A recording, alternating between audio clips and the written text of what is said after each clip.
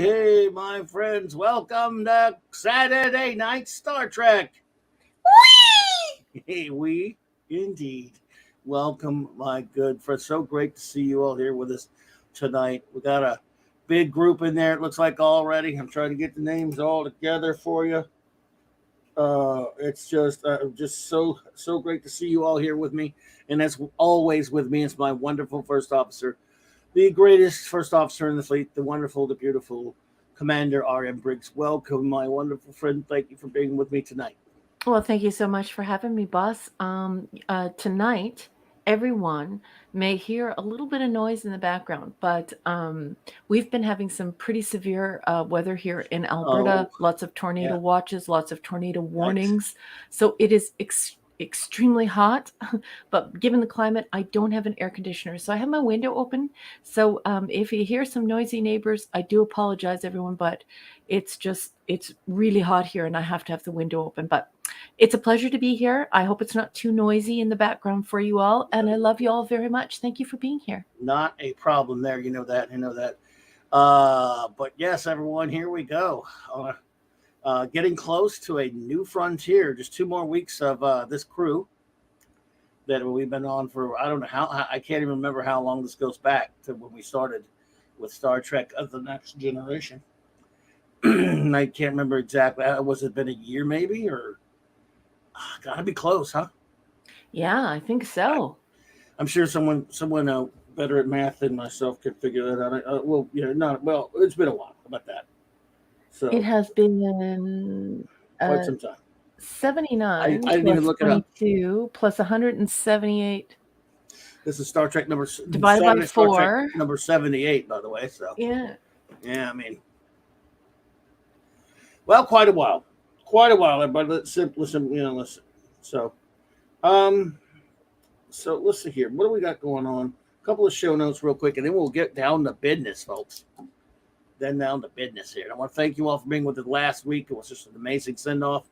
5+ hours. We won't do that to you tonight.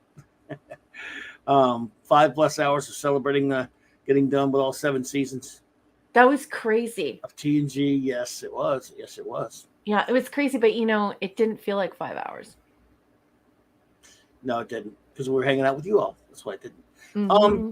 yeah, don't worry. No, we'll do that tonight, though. I want to thank everyone also, not just in our chat, who we'll be acknowledging in a few minutes, but anyone out there who is listening on the feeds, as they will, out there in the if you're just lurking or you're listening on a later download. Thank you. We don't thank you enough for them, and we should. That's we nothing. That's me being derelict in my duties. So thank you all for being here. And if you're listening later, thank you so much. We really appreciate you. If you wouldn't mind, click that like. If you would, we'd appreciate that. Anyone here, and I'm about four. Last I checked, it was about 4 subs away from 2,000. So if anybody wants to, anyone knows where if you could loan me 4 subs, you know, Yes, that'd be great. And that'd be great. Yep. And Wendy Web Trauma Warrior says it can't be as hot there as it was here today. Well, today it was 96.8 degrees Fahrenheit here. Yeah. So, and I'm not sure if that includes the humidex. But Right. yeah, we got up to 36 degrees Celsius, which is Yeah. 97 degrees Fahrenheit. So, pretty warm here and very, very, very muggy. It's like we are going from one tornado warning into another. Right. It's Yeah. driving us all up the wall. See, those of us down here who we hear about all that cold weather all the time, we just assume some. I think erroneously assume sometimes, but because you don't get this heat that we get almost the whole damn year around, that you don't get any at all. But it's not true. You get the bad stuff too. You just don't. Obviously, we don't get. Maybe not. Maybe you don't get it as much, but when you get it bad, just like we do. It's Yeah. horrible. Yeah, it's a little bit insane to live where we live. Like we live just on the other side of the mountains here in Alberta. We have the most beautiful Rocky Mountains here. But yeah, it's 40 plus 42 with the humidex, plus 42 Celsius with the humidex in the summer when things really get pumping. And then in the wintertime, minus 58 with the wind chill, which I think is around minus 74 Fahrenheit for you folks in the United States. I'm not sure what plus 42 Celsius I don't either. is. I don't know. You've But told me before. it's definitely over 100 Yes. Fahrenheit. So yeah. Yeah. Wow. Well, we'll try to make it cool for you all tonight if we can, because we're going to have fun. Well, we're going to have fun talking about the movies. Whether you had fun watching the movies, that's of course entirely up to you. Um, but we will have fun talking about it for sure. Let's see here. Tomorrow night, I will, of course, I'm honored to be on with my great friend, the Lord Doomcock. I'll be on the show with his pop culture breakdown. I'm looking forward. I'm always honored to be there. He's a good pal, and just I'm not worthy to be on his fantastic show, but he is a wonderful friend, and I'm very excited about that as always. And of course, also tomorrow night, our first officer, excuse me, not first, our community, our chief engineer. I'm an idiot. Who is not here at the moment, but he'll be here later, is having his Sunday night geekery. That is 10 p.m. Eastern. Monday night, I'll have Monday night Mark C. Comics Talk. And Wednesday night, I and our good friend, the great Lord Thoth, will be joining our buddy Raymond Feliciano at King Dolphin TV to talk about a favorite subject of all three of ours, if you're a comic book fan at all. We'll be talking about my lovely Legion of Superheroes, something near and dear to my heart, and also near and dear to Raymond's and Lord Thoth. So we'll be getting together. Now, Raymond, you're gonna have to put the time, dude. You still didn't tell me what time that is. I mean, I'm not 100% sure what the time is on that. So if you could let everyone know and let me know, so I can remember to make the reminder. But I'm bummed. Yeah. And let's see how our poll is doing. We'll report on it later. 18 votes. Okay, we're just checking it. All right. I think it's the Comic Relief Crusader. He says, not really. We only got one warning for a tornado, not several. I think you're just talking about Calgary. I'm talking about Alberta wide. And that is not true. We've had severe thunderstorm warnings after severe thunderstorm warnings well into the early morning hours. Environment Canada is telling us to wait until 11 p.m., 12, 1, 2 o'clock in the morning. And of course, these supercells, they can produce tornado warnings, tornado watches. There's a whole grade of them, but it's been going on for like 3 weeks now, just nonstop rain. I feel like I live in the Shire. It's definitely not been a one-off, but thank you for your comment. Indeed. Well, okay, folks, before we get on to our business, we will start saying our hellos because we're so happy to have you here. We like to do this. We've got just enough to where we can do this and then get to everything. I mean, if there were like 100 people here or something, this would be pretty tough to do, but there's enough of us and it's very intimate. We're, just so happy to have you all with us, and we'd like to shout you all out. So we will do so now, of course. Starting with whoever. I got them in order. I just write them down in order as people who show up here. SR Gaming. Doesn't strike a bell. I don't know if SR Gaming has been here before. I don't think so, but welcome. It's a pleasure to meet you, and thank you so much for joining us. Yes, SR Gaming. Welcome. Well, he wrote something like he knows me, and almost like maybe someone I know, but I'm not sure about the. Well, we'll figure it. Maybe SR Gaming will let us know.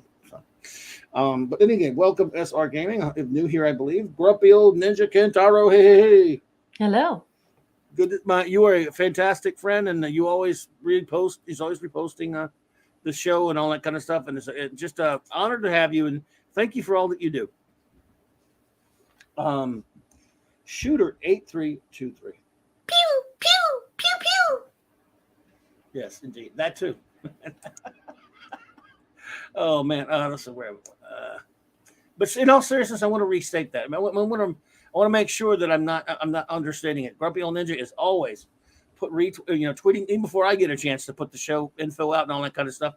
Is always doing that on Twitter for me. Doesn't have to do that. Does it? And just I just didn't want you to think I was being inadequate in my gratitude for you. I really appreciate that. You are too kind.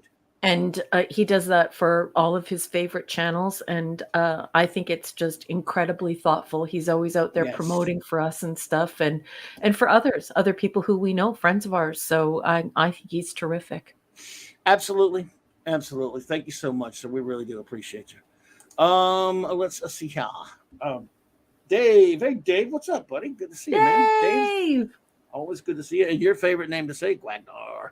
Wagner. Let's see here.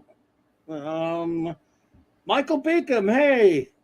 Yes, and apparently And Cassandra Corey. didn't get into the movies, so Cassandra's only going to be here with us, Cassandra Beacom, Oh, just okay. to say hello and to wave to everyone because she's a sweetheart of a Uh-huh. lady, and then I think she's going to be leaving, but Michael is Ah. staying with us tonight.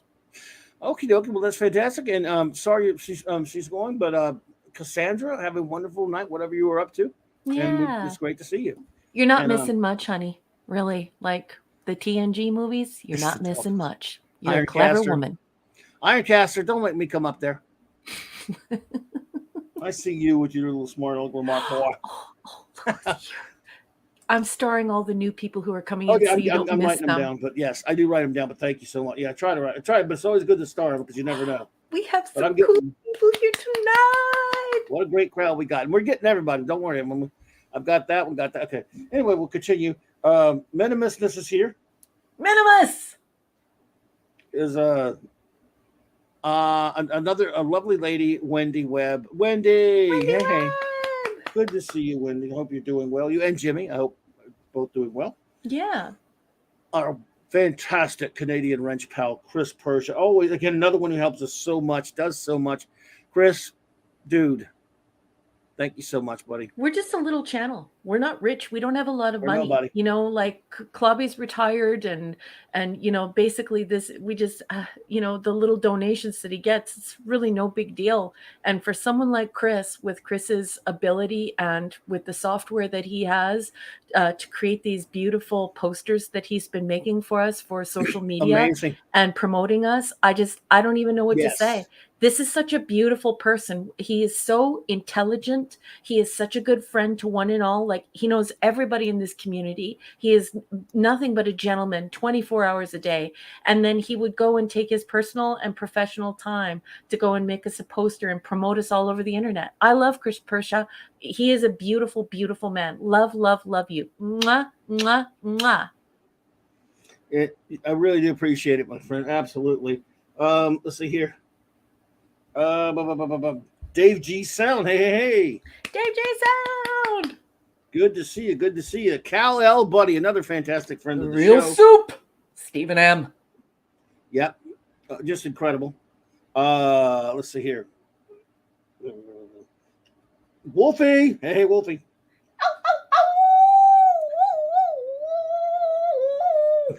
Wolfie, that was fantastic.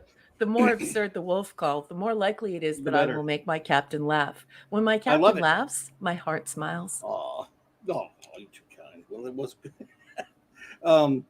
Scuba Pete, and I call him Scuba Pete and Scuba Pete and Leslie. That whole family, the whole Scuba family, best people ever, bestest people ever. Indeed, and of course the aforementioned Bud Raymond Feliciano of King Dolphin TV, and hi to Sandra if she's out there, Raymond. Good. And I hope you two are feeling better. Yeah, I hope you two feeling better. Yeah. And give Sandra our love if she's not here. Yes. Yes. Enigmatic Drop Bear, man, I'll tell you what, always a pleasure to have you, my friend. We love you, buddy, and thanks. Great to see you. Yep. Erudite Bear, I'm looking forward to the comments tonight. And Simply Steve has asked for a Canadian tradition, but we're going to change the name. Simply Steve 68. I take requests. Your request is granted. For those of you who don't know what this is, I'm sorry. The singing is supposed to be bad. These are the Steves I know. These are the Steves I know. These are the Steves I know. These are the Steves I know. Love it. They love it, and there's nothing bad about it. Jeff Morris, welcome. Hello. A comic relieving crusader. Yay, Alberta. What's up, dude? Brian Hepburn, hello there. A new person. Hello. Good to see you. Linrod, hey. Linrod. I met him the other night. He's a cool cat. Very cool. The Catman, aka Didi Myers. And his wonderful wife, sending our love to you. Hope you're doing well. Hope you're both doing well. Absolutely. Pop Culture Curator, what's up, buddy? Hope you're doing well tonight. Hey, Pop Culture Curator. Nice to see you. the great Betty's daddy, Steve Mitchum. Oh, there's Sandra, right there. Oh, Sandra, hey there. Hey! It's great to see you. I hope you're doing well. Oh, it's practicing stuff. Gotcha. Steve Mitchum is here. He's out there wandering somewhere. I think he's lurking. Steve, yo, brother. Hope you're doing all right, buddy. Oh, well, then Chris Persia has made a request, and I will never deny Chris Persia. So here is more of the Kids in the Hall, terrible singing humor that makes everyone laugh, especially Canadians.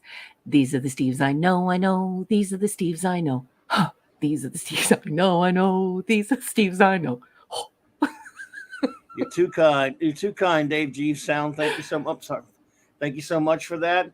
Back at you, buddy. You're very, very kind. Thank you for the $2 super chat. There's nothing minor about it. It touches my heart, man. You're a sweetheart. Looking forward to your comments tonight, Dave G. Sound, as always. Yes, thank you. Thank you so much, man.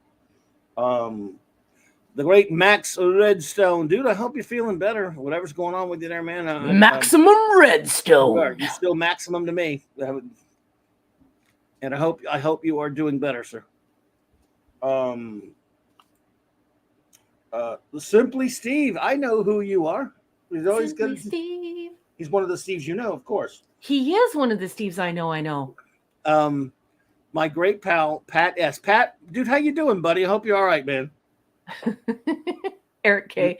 These are the mods I know. These are the mods I know. There you go. It's just Kids in the Hall all the way around. Our new friend Diesel. Hey, Diesel. Hey, Welcome. Diesel. I love that sir. person. That person is so fun Indeed. to hang out with. Diesel's and he loves all the amazing. same stuff we love. He's talk about a cool dude. I love Diesel.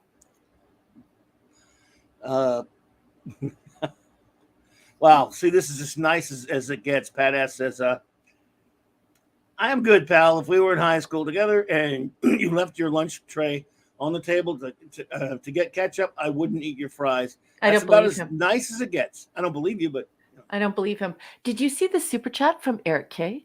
I did. Thank you so much, Eric K. These are the mods I know. Yes. Thank you, buddy. Appreciate that so much. The great Bronze Wrencher is here tonight as well, folks. Eric K, another one, just does so much for us. It's impossible to put into words. Yep. Thank you so much, buddy. Sweetheart of a human. Nice to see you, Eric. Thank you so much for being here, honey. Interested in stuff. Hello. Welcome. Oh, interested in stuff is here?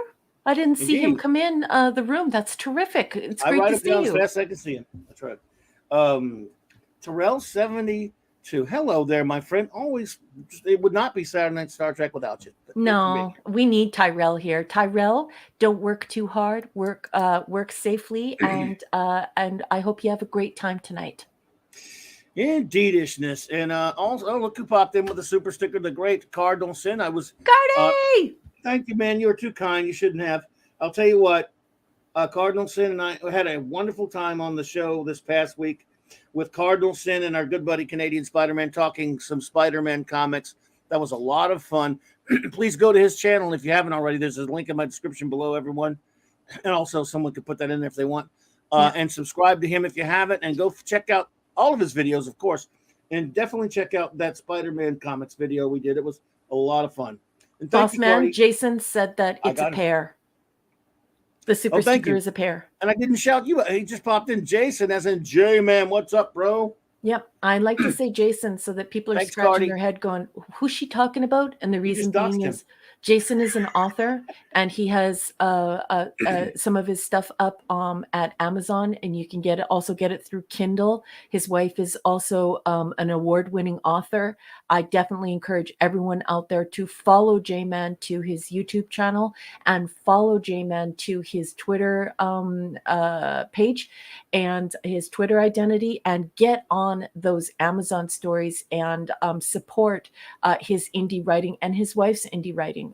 Two really, really kind people who have gone out of their way to support other Canadian authors and artists. So these are people who are active professionals in the community supporting people like me.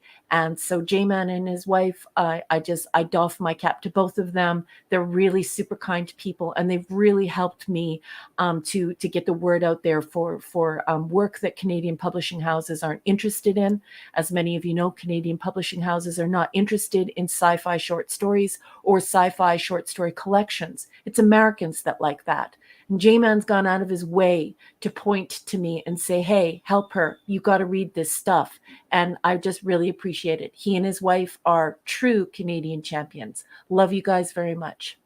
Great to see you there, buddy. And had a lot of fun earlier today reviewing the new movie Thor: Love and Thunder with the great J-Man and his good buddy Steven, who is a great chap as well, and a writer also.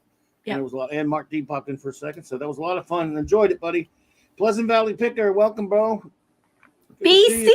BC. Oh, and thank you for the invite earlier, BC. One day I'm going to take you up on that, honey. When I'm in your neck of the woods, you have to take my husband and I picking. I want to go pick with you. And I find it very exciting because there are so many old vineyards in British Columbia and so many old farmhouses and stuff. You got to show me around to where you pick. And I forget what you pick, but I know it's something from pop culture and it's something really nice. So yeah, one day, BC, one day.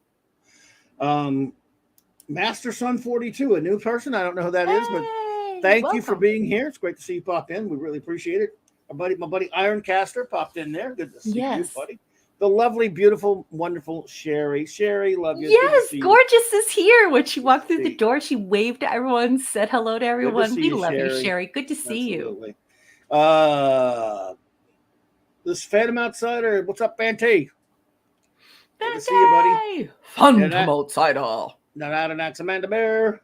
You're out of Naxamanda Bear. JD Lewis, my friend. Good to see you. Oh, JD Lewis is here. Great. I think that puts us up to speed. I will, of course, throughout the evening, write down anyone who comes in if I catch them. I try to watch. Master Son 42. Zapdos is here too. Hey, Zapdos. Don't cry, Master Son 42. Yeah, Zapdos. I've not seen that name. I don't think, unless you're someone I don't. But I believe me, you're very welcome. We're so happy to see you here. No crying. There's no crying in Star Trek. Actually. There's too much crying in some Star Trek. There's no crying in baseball. But Star Trek for sure. Oh, my goodness. Our wonderful communications officer is here. Hello, Gorgeous. Hey, Jill. Anti-derivative Jill. My fellow nerd and fellow INTJ. And, of course, I would be remiss if I did not say crap. Well, tonight we have a different text. I'm told we're reading from a different source. We are. So we're about to start now. We have, last week we finished up our review of the 7 seasons of Star Trek The Next Generation. This week we have 2 of the 4 films. Next week the other 2. And we will review them from a different source, I'm told. But we'll do it still. Other than that, we're doing the same old thing. After we talk about each film, we will ask, of course, your opinions and your ratings and all that good stuff. So without further and hello there, Rob Altus. Welcome, hey, Rob's my friend. here. Good. I'm glad you're here. Yes, indeed. And so we'll go ahead and get started reviewing the first film of the evening, Star Trek Generations. You notice it's not Star Trek The Next Generations or Star Trek The Next Generation. Master Son 42. Oh, my goodness. Look at what you just did for my captain. Oh, this is so kind of you. The $100 super chat. I'm flabbergasted, man. Thank you so much. He says, you don't know me? You will remember me now. I met you at a Comic-Con with your great videos. Oh, thank you. Now I'll never forget. I wouldn't forget you. After this, I wasn't going to forget you anyway, my friend. You're too kind. No. Also, Scuba Pete will grab your butt when you hug him. Be afraid. Well, he is a butt grabber. I've heard some things about Scuba Pete. Let me tell you something. Master Son, if I told you some of the things I know that guy grabs, you would just reel in horror. I'm just kidding. We love Scuba Pete here. So generous, so kind. Yes. My wonderful captain is a retired comic book store owner. This is such a generous and wonderful gift. Totally not necessary, but we are humbled by this generosity. And I'm so grateful to you, Master Son 42. Oh. Thank you for that. That's so cool. That is too kind. And again, I don't know what to say, my friend, other than I'm glad you're here. And thank you for the nice words you said about the videos as well. I did see some comments. See, the thing about the comments on that video, I almost never get comments on any of my videos because I'm not a big channel, Master Son. So I do get, it was kind of, I'm so not used to seeing the comments. I don't really get, I just don't see them that much. But anyway, yeah. I don't know what to say. I'm gobsmacked. But thank you so much, my friend. He's friends with Scuba Pete. Well, we won't hold that against you that you're friends with Scuba Pete. I mean, look, you can't Like help in it. real life, Master Son 42? Oh yeah. Oh, if that's true. Oh, and Master Son said, I love, Scuba Pete said, Master Son, I love you. Oh my goodness, you guys are friends in real life. Well, Master Son 42, anyone who is a friend of Scuba Pete, especially in real life, is definitely a friend of mine. So Wait a minute. thank you so much. You're wonderful. Are you trying to tell me Scuba Pete has friends? Yes! Other we love than him. me! Look, I've not met him. As Scuba and I have a mutual friend. We're both friends with the great Michael French and Melinda. But I've never got to meet. I'm not yet to meet Scuba Pete in person yet. But it'll happen, buddy. And he can grab whatever he wants. Oh, just what the hell, man. I'd pay to see that. I totally would. And Adiga Outlaw just walked through the door, boss. Adiga Outlaw. Honored to see you here, sir. Thank you so much. I hope you were having a wonderful night. Great to see you. Great to see you. And thank you again, Master Son. I don't know what to say. I'm humbled and I'm not worthy. Thank you so much. Sandra says the only butt she grabs is Raymond's. Oh, well, that's fair. And that's welcome the Canuck to the room. Everybody say hello to Canuck. The Canuck. I like the name. I don't think we've had the pleasure either, but the Canuck, welcome. JT Kirk! JT Kirk, oh my God. Okay, we are the now room complete. is like getting super full. Nice. Well, we're going to go ahead. We promise we're going to review these movies, folks. But we just like hanging out and talking to you. We got to admit that. But here we go. Yeah, and it's important for the new people to realize that, right? Like Clobby and I, when we first met, he and I, this is how we developed our friendship. And when we started this show, we wanted it to be like you're seeing a whole bunch of your true Trekkie friends at a convention or at a meetup, and you're just shooting the breeze and talking about Star Trek. So that's what you can expect tonight.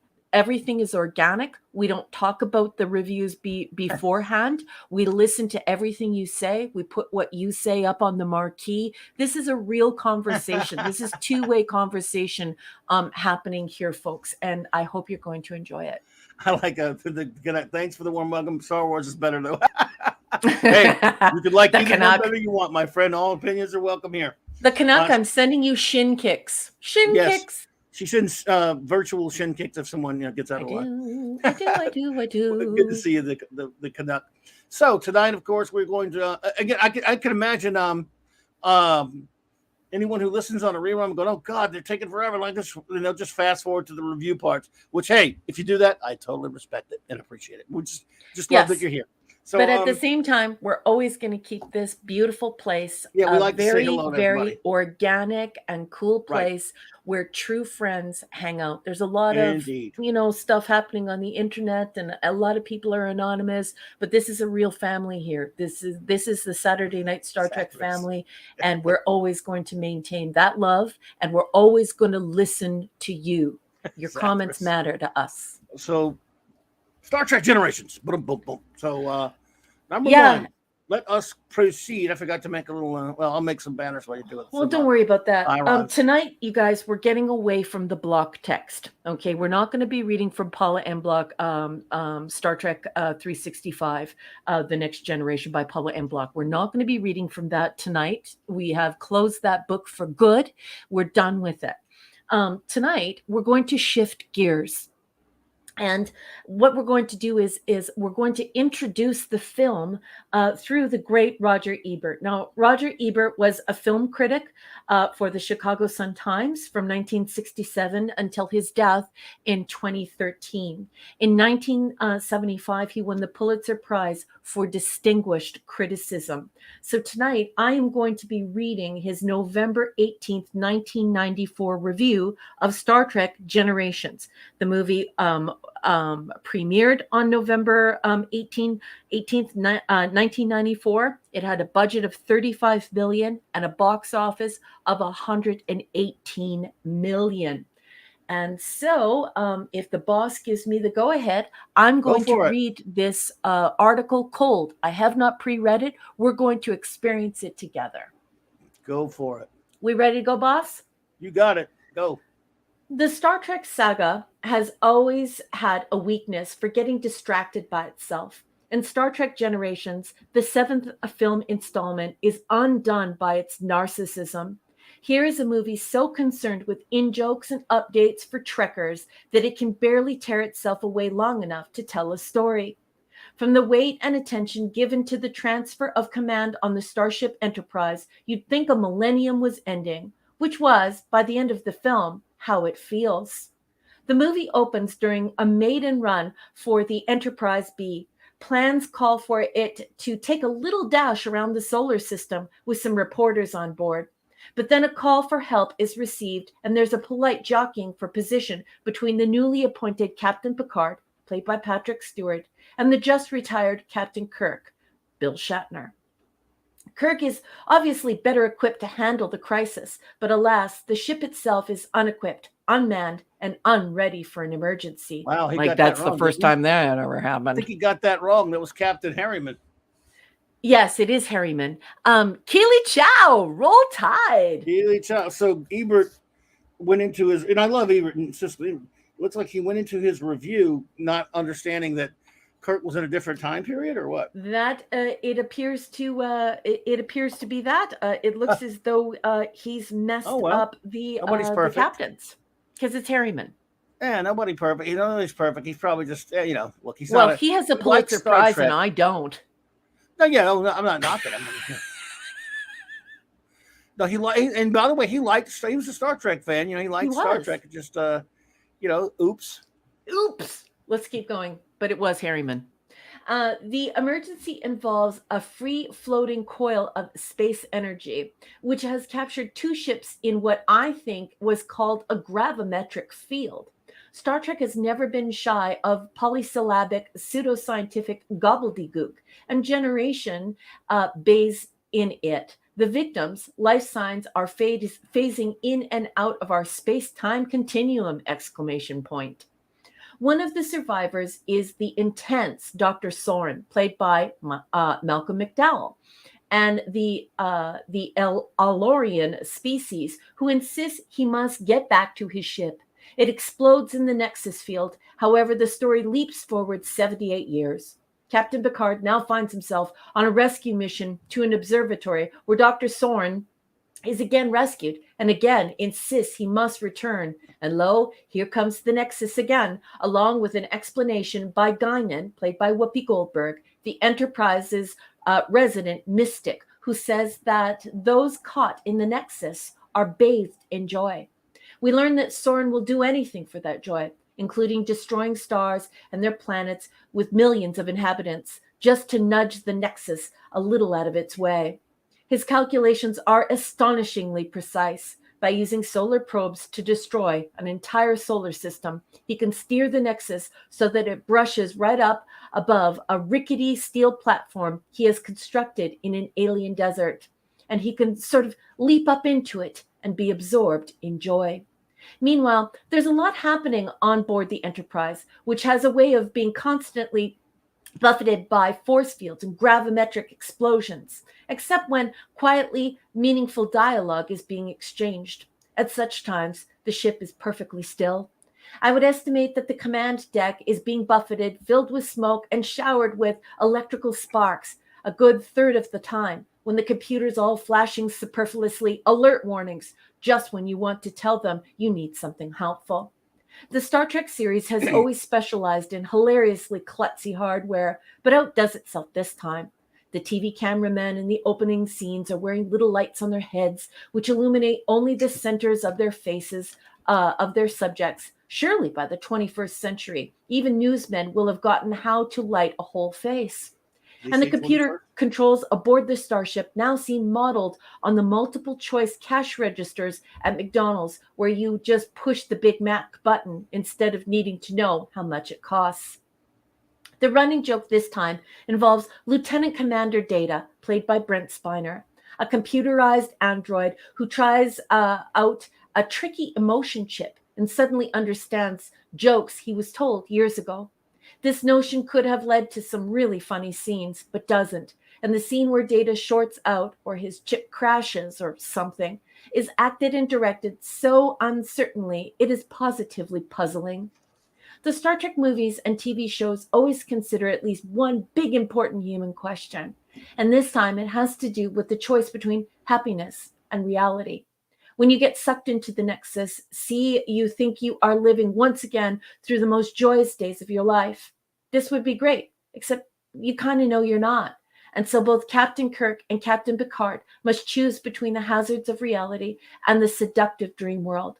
There's a lesson here, somewhere. Hell, there's a lesson here everywhere. I will not be giving away any secrets if I reveal that Captain Kirk dies in the course of the movie. Countless trekkers have solemnly informed me of this fact for months, if not years. Leave it to Kirk to be discontent with just one death sentence. However, Kirk's first death is a very long silence, but he has dialogue for his second, oh my, yes he does, and slips away so subtly, I was wanting for more.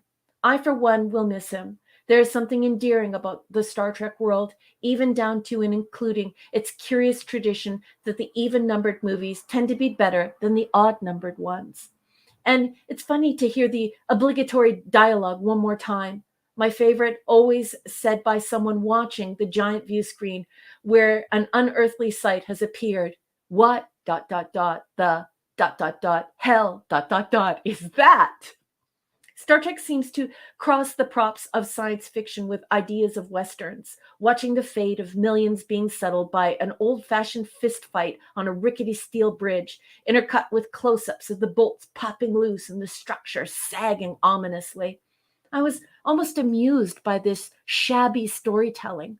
Why doesn't more movie science fiction have originality and have the originality and imagination, of its print origins? Oh, what a wonderful thing to say. In Stargate, the alien god Ra was able to travel the universe, yet still needed slaves to build pyramids. In Star Trek Generations, the starship can boldly go where no one has gone before, but the screenwriters can only do vice versa. And that is all Roger Ebert had to say about Star Trek Generations. Clobby, what did you think of the review, and what did you think of the movie? Clobby, did we lose you? Did we lose you? Sorry, I Or was did muted. you press mute? I forgot I was muted. Interesting that he references Stargate. So this review for this particular book or whatever must have been written years later after it's initially seeing the film, I guess, which was in '94, right? Yes, yes. So I'm just saying. Anyway, yeah, I guess you can't hold too much against him for getting that wrong about. It was many years later or whatever. So by the way, a few other people popped in.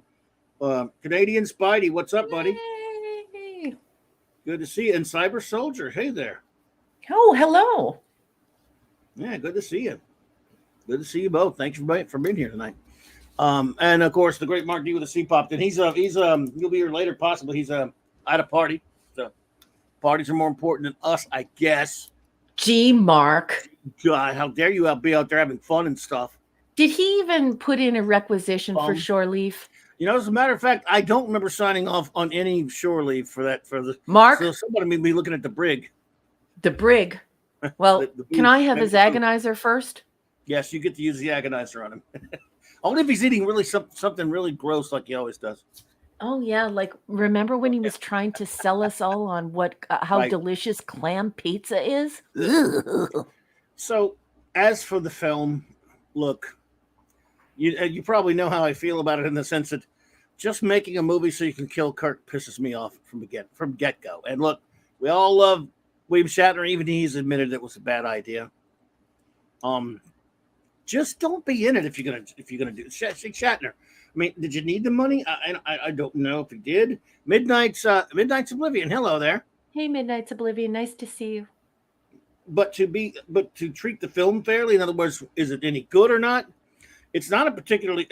The story is all over the place. It's not particularly well written because they really never give you any kind of solid, tangible explanation for what the Nexus is. I mean, they say things, but they really don't give you any kind of for me anyway, maybe I'm wrong.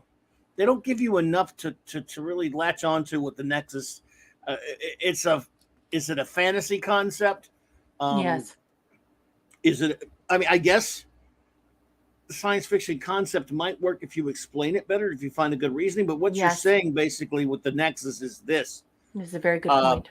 how do you get inside of it? Yes. They were, what's he was Soren was angry that the Enterprise had taken him out of that. Well, the ship was about to blow. He would be, wouldn't it? Wasn't he going to be dead? So, in other words, how do you get yourself into the ribbon? Now we find out 170 something years later. He said, "I've tried everything. You can't get into it without finding some way to divert the ribbon into going, enveloping a planet, I guess." So somehow that it's moving through space. So what happens after it leaves the planet? Do you go with it or something? They tell you nothing. But in this planet, I guess this Nexus is a perpetual mental holodeck where you get to do whatever you want and you get to create your own reality, quote unquote. Not, and it's not reality, but your own perception. It's a drug, basically, and that in of itself is an interesting concept. But they don't really flesh it out. They don't explain it very well, No. and they leave you like, I need more. I need to know more about this thing. But you're too busy making a movie so that you can kill Kirk. You killed him twice in the movie. Yep. The first way, look, when I watched it again the other day, I'm watching it. I'm going, yeah, it's just almost irresistible when you getting to see Kirk and Scotty and Chekhov. It messes with your heart no matter what, because you're just getting to see them. It's really the last time. And the scene itself, automatically, this movie doesn't take itself seriously because you put Cameron Fry, no, not Captain Harriman, Cameron Fry from Ferris Bueller's Day Off as the captain of a freaking starship. I like that actor, Alan Ruck, but I'm going. I remember when I first saw the film, like, are you kidding me? That guy's a captain of the Enterprise? Holy shit! As per usual, like when I do my notes, when we start talking about my notes, people are going to be shocked that you and I don't discuss these movies and these episodes prior to the show. That's right. We never talk about it. Your comments are so close to mine. There's a reason why everyone, including my husband, calls you my and my daughter call you my Star Trek soulmate. We Indeed. All of the same things that annoy you annoy me. But yeah, I hear you, and you want to go. Well, look, first of all, when you walk into this film, he's not really dead. You're going to see him later in the movie, so there's not a lot of impact for that scene. Nope. I mean, you're going, oh, he's dead. Well, we just all know because you could look at the poster. He's going to meet Picard, so whatever. Yeah, we know he's going to come back, and the movie switches to this stupid holodeck scene on that boat. I mean, another quibble I have with it is it really necessary? Again, I always think it's phony drama sometimes to kill Picard's nephew and his brother. I just found that to be cheap. That was not necessary. Yeah, and I don't like that either. But I mean, there's a lot of killing in this movie. Yes. I mean, this is the first movie that they made after Gene Roddenberry's death. And I mean, they're going against everything he wanted, right? He did not want Generations to happen. Like he did not want a movie with both casts. And there are reasons for that, right? The old boss knew exactly what he was doing, and he wanted to make sure that, to suspend that belief, to keep us immersed in the storytelling, and to not have them fold into one another and have a mess. And yeah. I hear you, Michael Bacon. I like Alan Ruck. He's not the actor I look at, even for a captain who's going to be throwaway, like just for 5 minutes and we're never going to see him again. He's not the guy I look at for captain of the freaking Enterprise. I'm so maybe a science vessel, not the flagship of the fleet. I'm, say what you want about Picard. I'm not the biggest Picard fan, God knows, but I mean, I guess I can buy into him a little bit when I see him. I mean, he looks like a guy with some, gravitas. And when I see obviously Kirk or, some of the other captains we've seen, when I see that, I'm seeing Ferris Bueller's Best Friend. I'm sorry. That makes me whatever it makes me. I don't care. Hello there, Septic Stream. Good to see you. So anyway, let's see. We have some other problems. I don't like that. I'll tell you. I'll tell you. Let me give you. Let me switch gears and give you something that I did like, and a lot of people probably aren't going to agree with me on this. But because the movie is so annoying and bland, I got to admit, and this is probably not right of me to say this. I misspelled something. I'll change that way. I did have fun watching Brent Spiner go off on the rails with this silly. It was silly, but I don't know. He's just entertaining to me. I know it's wrong the way he acted, but I thought that was kind of fun. He was the best actor in the whole movie. He's the best actor in the whole movie, as per usual. Yes, he is. His performance, and it's the emotion shit making him act crazy. Act crazy. That's the only really fun spot of the movie for me. It is, and it's actually terrifying because when you look in his eyes, they've added a bit of tint to his contacts. So his contacts are actually picking up the red alert, and it's picking up a lot more colors around it. So his eyes look a little bit red. So you're actually quite concerned because, like, Pinocchio is genuinely hurt, and we don't want our Pinocchio to be hurt. We want him to become a real boy, and that's our relationship with him, that he can never be a real boy. And so when he's hurt like that, it is quite disturbing and very compelling performance. You know, usually I would, as you know, as a hardcore TOSer, I would normally choose Bill in this circumstance, especially up against Poopy Stew. But I mean, it was Brent Spiner all the way in this movie. I feel like Bill. Well, I'm going to get into it in my notes, but there's a reason why I don't think Bill gave his best performance here. I agree with that, but I still think he's the best thing. He outside of Data, which is the best thing in the movie. Yes. I'm getting to see Mike Kirk. I know it's the last time. And look, at that time I didn't hate Picard or anything. I mean, like I hate the TV show Picard, but I still was fairly well disposed towards Picard. So seeing the two of them together, it's kind of okay, but you wasted it. I mean, when they're interacting at the beginning, when we first meet each other, that's okay. That's all fine stuff. And then they're on the horses. Okay, I'm digging it, if you will. And then when they go to the fight, the only thing I kind of enjoyed though was that Picard gets his ass handed to him by wimpy little Malcolm McDowell, but Kirk just ain't having none of it. Kirk love that. Boom. I love that Kirk just wiped the floor with him when Picard couldn't take him. And I did that to I said that to Malcolm McDowell at a convention one time, and it was quite funny. Really? Yeah, I just said my captain kicked your ass. because of course Poopy Stew gets his butt handed to him by McDowell, by Malcolm McDowell, right? McDowell, yeah. I mean, McDowell's a great actor, by the way. I've always really loved him, and he's really good. And he's good as Soren. I have no problem with Soren as the baddie. I like him. He's fine in the film. Decent actor. Yeah, no question about that. But yeah, that's the only thing I kind of got that I enjoyed on Viridian 3, whatever, was when he just kicks. He kicks Poopy's ass, but then Kirk's just like, yeah, you ain't, dude, you don't have a chance. Old Kirk can still kick your ass. So yeah, well, because Kirk is actually a captain, right? Oh yeah, he's still Kirk. He can still fight. Kirk is a leader. He is an intellectual. He's an academic. He knows the ship from the bottom to the top. There isn't a position he doesn't know. He's been studying, engineering and philosophy and all these things his entire life. Like, he's a true captain. Whereas Poopy Stew, he has to have a meeting if he wants to use the washroom. Conference. He has to call in Guinan. He has to call in Counselor Cameltoe, and he has to be, look, I want to go to the washroom. Is it okay with everyone? Oh, you really can't stand that guy. Yeah, listen, I love it. I think it's hilarious. But yes, I don't. Hey, Brandon, the anime guy, welcome, buddy. That's okay. We have the best wrenches in the business. We might have pro bots tonight, but we got the best wrenches in the business, and those bots will be vanquished. Good to see you, Brandon. Good to see you. Hey, Brandon, nice to see you, hon. So overall, again, if the movie, I guess. It could have been. Well, it's just not. I don't know. It could have been a lot more entertaining than it was. But that opening, at least I'm getting to see, Kirk and Scotty and Chekhov. That's nice and all. When he dies, you don't feel it that much because he's coming back later. I mean, something's going to happen. It makes no sense to me that those people were. I guess why were there ships in the ribbon when they're about to be destroyed? Flying into it with a ship doesn't work, right? Why were they in the ribbon?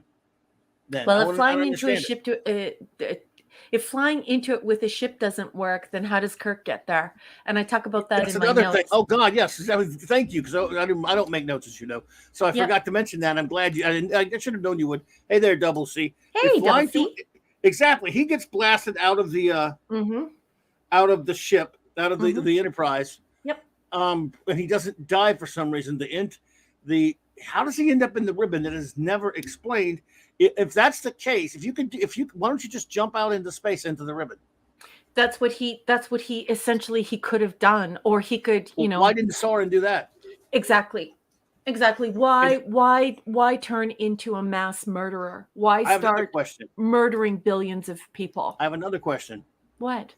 How does Soren and Guinan know what it's like to know everything there is to know about the ribbon? I'm not talking about later when she talks to Picard, but how about before that?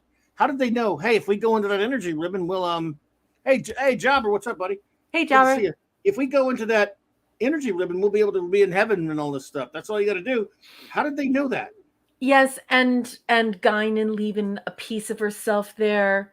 Okay, let me do my notes. Go for it. And then because we're of one mind and I have them all organized. So for those of you who are part of the Saturday Night Star Trek family, you're a 735er. You know the format of this show. I did my regular notes. If you're new around here, I take notes while I watch the films. I'm a hardcore Trekkie. I rewatch all 735 iterations of Star Trek every year, starting on January 1st. So I thought, what can I add to the show? I actually take an actual piece of paper made from a tree, and I take a pencil made from lead, and I make notes. And these are those notes. Leonard Nimoy was asked to act in and direct in this film, but he hated the script. And so David Carson took over, and James Doohan agreed to do his lines. This was something that Leonard Nimoy had mentioned in interviews and at cons thereafter. And he said, well, I was right, because if the lines were meant for Spock, they could only be spoken by Spock, not by Scotty. And he found the script to be problematic. And there wasn't enough time to fix it. Well, graphite, but I know what you mean, Raquel. Yeah, okay, it's graphite. I know. I love you, Eric. Thank you. And then Alan Ruck playing Enterprise B's captain, John Harriman, is totally unbelievable. Demora was invented to replace Sulu, and this is because George Takei. I know some of you say Takai, but some of you say Takei. Just hold on to your underwear. You won't melt. Takai wanted to protect Sulu's rank. So that's why he did not appear in this film. And that's why Demora was invented. DeForest Kelly was ill at the time of the filming. He was unable to meet the medical requirements for the mandatory and union insurance. So his scenes were rewritten for Chekhov and the reporters, which is why, of course, we know that Chekhov has never used a medical device in his life, but suddenly he's ordering the reporters to help be field medics. When Worf falls into the water, what's really weird is he gets out of the water, and when he does, like every time I watch the film, all I think of is, oh my God, is he bleeding? And so long ago, I looked it up, I researched it. He was not bleeding. Apparently, they had painted the outside of the ship, and he touched his knee to it. But when I first watched it, I was like, oh my God, why is Michael Dorn's knee covered in blood? It's not blood, it's just paint, and they make him change his pants thereafter. Michael Dorn was not injured in that scene, as far as my sources go. All of the costumes and the uniforms are ill-fitted in this film. Geordi is swimming in his uniform, and Jonathan Frakes doesn't fit properly either. So something happened with the costumes in this particular film. I can look it up in my costume Star Trek costume compendium, but I won't do that right now. I'm certain there would be a reason for it, and it would be in that encyclopedia, but I didn't include it in my notes. Picard crying is terrible acting. Every time Poopy Stew cries, it's so fake to me. I burst out laughing. I just can't help it. Somebody change that man's diaper. Oh, look, Poopy Stew needs a diaper changing. There are too many candles in Guinan's room. There must be 100 candles lit in here. What's going on? Is she turning into a monk? If Guinan got her power from the Nexus and not her species, as some fans believe, how come Picard doesn't also gain these powers? This is a weird belief and a weird assertion by new Star Trek fans. It is weird that Soren needs an M-class planet, but the audience learns that Captain Kirk didn't. He was taken into the Nexus via a ship. Why does Lursa and B'Etor need a hostage? Why do they demand a hostage? The Klingons are our allies at this point. This story happens in 2293 and 2371. We don't lose our ally status with the Klingons until 2372 and late in 2372. So I wrote a big WTF, man. Yeah, right, Lenrod? She's suffocating herself with the candles. Why is a Geordie compromised by his visor again? How many times are we going to do this, you nitwits? And by nitwits, of course, I mean Rick Berman, Ronald D. Moore, and Brannon Braga, you nitwits. The Enterprise blows up.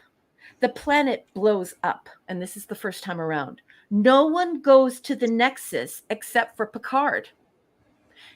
If this were science fiction and not science fantasy, any academic, any nerd, or any super geek who's really into science fiction would start to scratch their head at this point and say, what the heck? The Enterprise blew up.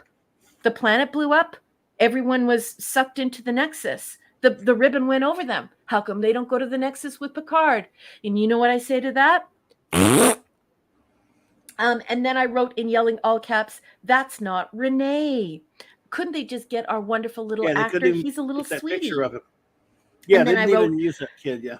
Picard's Heaven is a period piece, 17th century castle mansion, English home with an English wife and children with heavy English accents. But he's French. He's from France and was raised on a French vineyard, a French winery. Please just do as Gene Roddenberry says. Stop doing dumb things. How did Guinan get out of the Nexus the first time and then leave an echo of herself there? Why is Kirk in the same clothes for 78 years? Chopping wood in the Nexus in the same clothes for 78 years without willing himself back to his only true love, his beloved Enterprise, the only woman he ever loved. This isn't my Kirk. And then I underlined it 5 times. Picard is telling Poopy Stew, P Hard is telling Kirk about duty? Are you kidding? The only duty that Picard could tell Kirk about is spelled with 2 O's. 78 years in the Nexus, and Kirk is confused and stuck on the same day, and he's all alone. And then all of you know that I am not prone to profanity. I don't think it's appropriate when you're on a radio broadcast or on a podcast to, be just swearing your mouth off. It's stupid. But I did write bullshit here. I did put an exclamation point, and I did underline it 3 times. And then I wrote of Kirk being on his horse. Of course, Bill, that is Bill's real horse. Back to the cage, where we have horses and fake realities. Can't these people come up with some ideas of their own? And that's not what Spock would say about catching a mass murderer. So Kirk says at one point that Spock would tell him that this mission was foolhardy and illogical and dangerous. That is not what Spock would say. If Spock knew that there was a mass murderer who was out there killing billions of people, he would do his calculations. They would get back to the ship and they would hunt that guy down and bring him to justice. Whoever wrote this line for Kirk is a nincompoop. And by nincompoop, I mean Ronald D. Moore. Anyway, that's what I put. Not what Spock would say about catching a mass murderer. Why do we go back to the rocket timeline? Why wouldn't a poopy stew just go back to the time when Soren was aboard the Enterprise and arrest him? And I'll do you one more than that. Why not go back to the very first mass murder and correct it? If none of them are supposed to be on the timeline and we're correcting the timeline, we're restoring the temporal law, we should go back to the original gangsta, multiple billions of people murdered, and correct it. Rod Thunderheart's here, boss. Oh, Rod Thunderheart, what's up, buddy? Thank you so much for the $20 Canadian super chat. You were too kind, my friend. I'm honored and just you shouldn't have. But wanted to say hi, hello. I am back in gainful employment this week. I went to SKBC and all over Alberta. See through love to now fire and ice. Thanks to time to myself to think. See my Twitter to see some amazing Canada shots. Well, nice. Absolutely. Again, it's good to see you, buddy. Thank you so much. Yay. And I'm glad you're doing well and glad you got that going for you, man. Appreciate it. And Thank so you. Then I put, this is a stupid way to kill my captain. This is a stupid way to kill Kirk. I hate you. Very stupid. Why was Kirk buried in the rocks on Valeria 3? He deserved to have his body brought home. He's a soldier. He's a military. He's an admiral. He deserved to have his body brought home. He deserved a military funeral or to be brought to his family to be buried the way that they would like. Who is Picard to choose that on his own? And going forward, Geordi now has no visor. He is no longer blind. It is important to mention that Gene Roddenberry used the visor based on his daughter's banana comb that she was wearing in her hair. And he wanted everyone to hope for a cure for the visually impaired. And he wanted a visually impaired person as a hero and a hero engineer on TNG. And, you know, apparently LeVar Burton always hated that. He thought it was dumb. He said he had very expressive eyes, so he didn't want to wear it. So I just don't like that they waited until Gene died to remove a person who was visually impaired for a very specific reason. Gene wanted to give people who are visually impaired hope. Hope that we would develop technology to assist them, and hope that we could break through barriers and have visually impaired people be in charge of whole departments on groundbreaking scientific endeavors into space. So they ought to be ashamed of themselves. And on a go-forward basis, Pinocchio is now a real boy.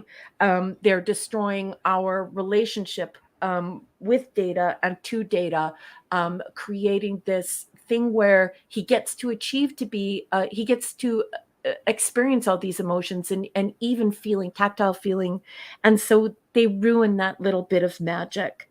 And then I wrote in yelling all caps, Gene Roddenberry would be horrified by this. Why do these people, every time they decide to do a next generation film, make it into an episode? It's always an episode, never worthy of a film. And those are my notes, boss. Well done. Well done. Hey, Canadian Spidey, what's up? But I don't know if I acknowledged him already, but just in case. Good to see you there, brother. I think I did, but I can't remember now. You know my memory. Mm-hmm. Yeah. So much wrong with this thing, so much to say. Just what a crappy way to kill, to have Kirk go. First of all, back up for a second. I don't think we need to see his death. I don't think there needs to be closure to certain characters. Let them live on in legend and not.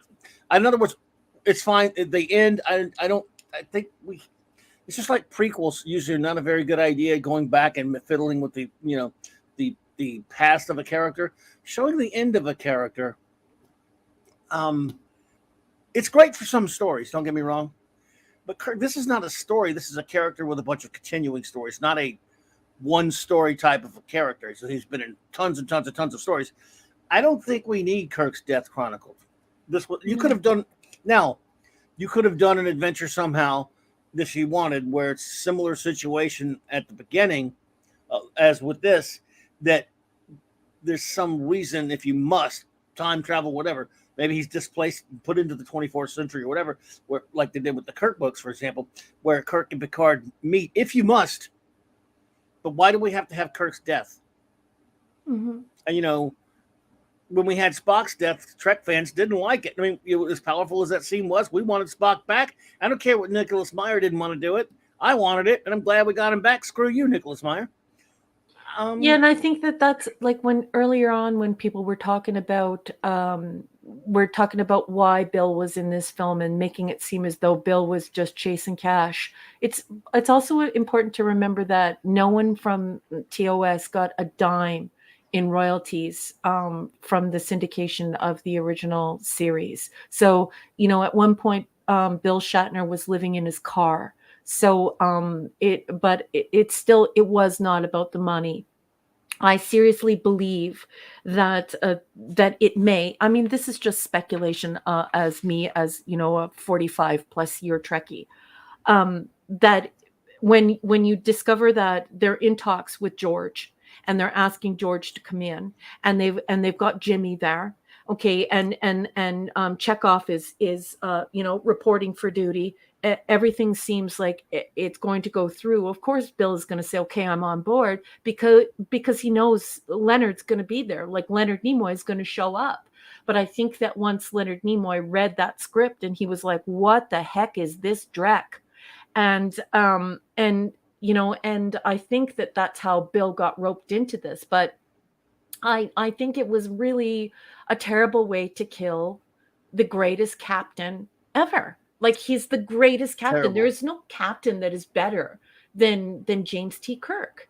It's just no. He regretted it later. So he was. I mean, look, he did let it happen. He was part of it. He deserves some blame, but he signed on to do it. He did it, and at least he's man enough to come out and say later it probably wasn't a very good idea. That's fine. Yeah. I'm not angry with him for that. I'm just very disappointed that it had to be that way. Mm-hmm.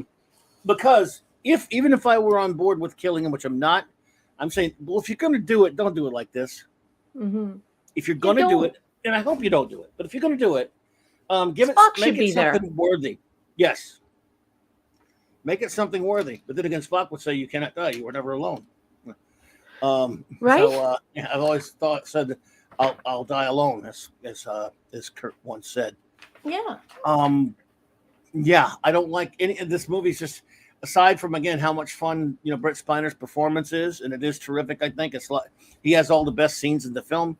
The rest is a drag, and the way Kirk goes out. I mean, just in a falling down in that cliff. Look, I know if you want to claim that, even the greatest hero can die in a not so great way, that's fine and good. Which is kind of why you shouldn't chronicle their death. Really. I don't want to see this.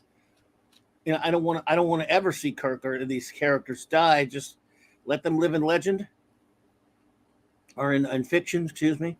Well, that's pretty much what Gene Roddenberry wanted. So Gene Roddenberry didn't want this ham-handed passing of the baton, and he didn't want this.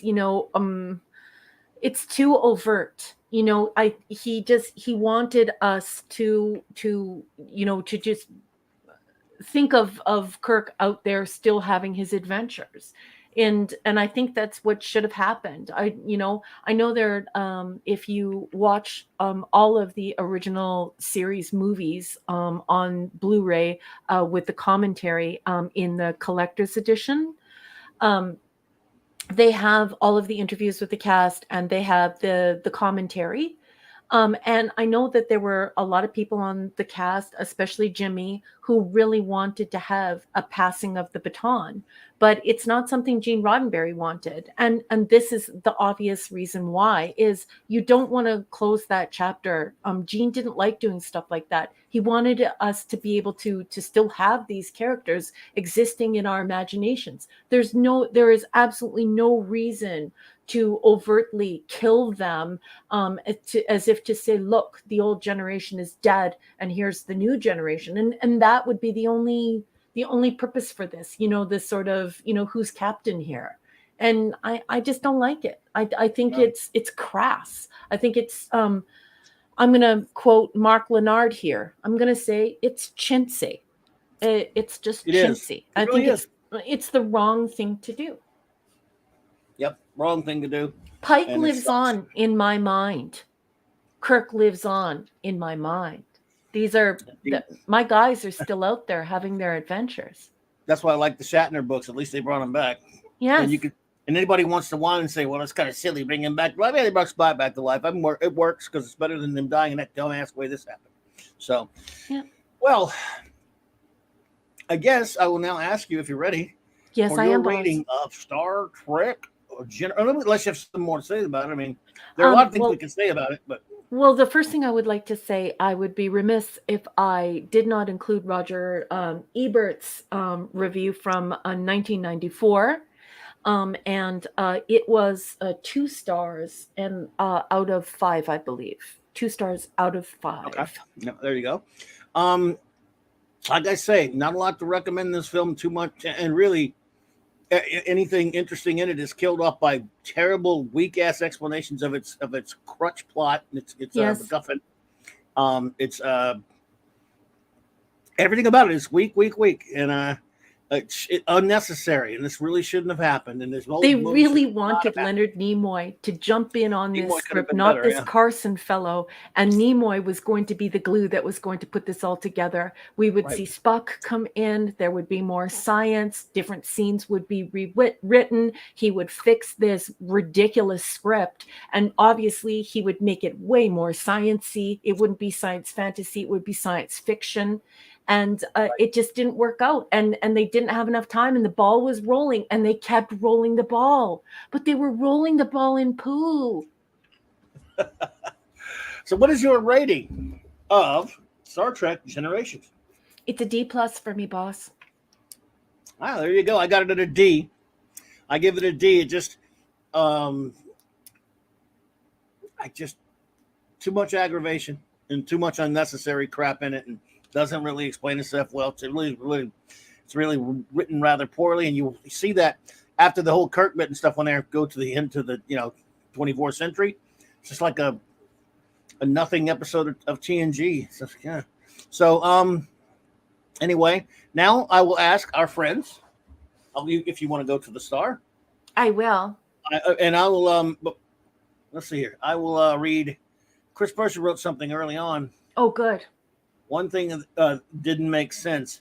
If Sauron could accurately predict where the Nexus would appear and calculate which star fields to destroy in order to divert the Nexus into his array, why not just create a portable array that can be easily set up on a different planet so he can easily get his next fix? Yep. You got me, partner. What's with all the mass murder? And isn't it funny how the true Trek fans like Chris and like you and I and many of the people at the Saturday Night Star Trek in the Saturday Night Star Trek family go to that immediately? What's with all of this? Nobody's crying for the billions of lives that this guy is he's killing millions of people. He's destroying planets, solar systems. This guy needs to be stopped.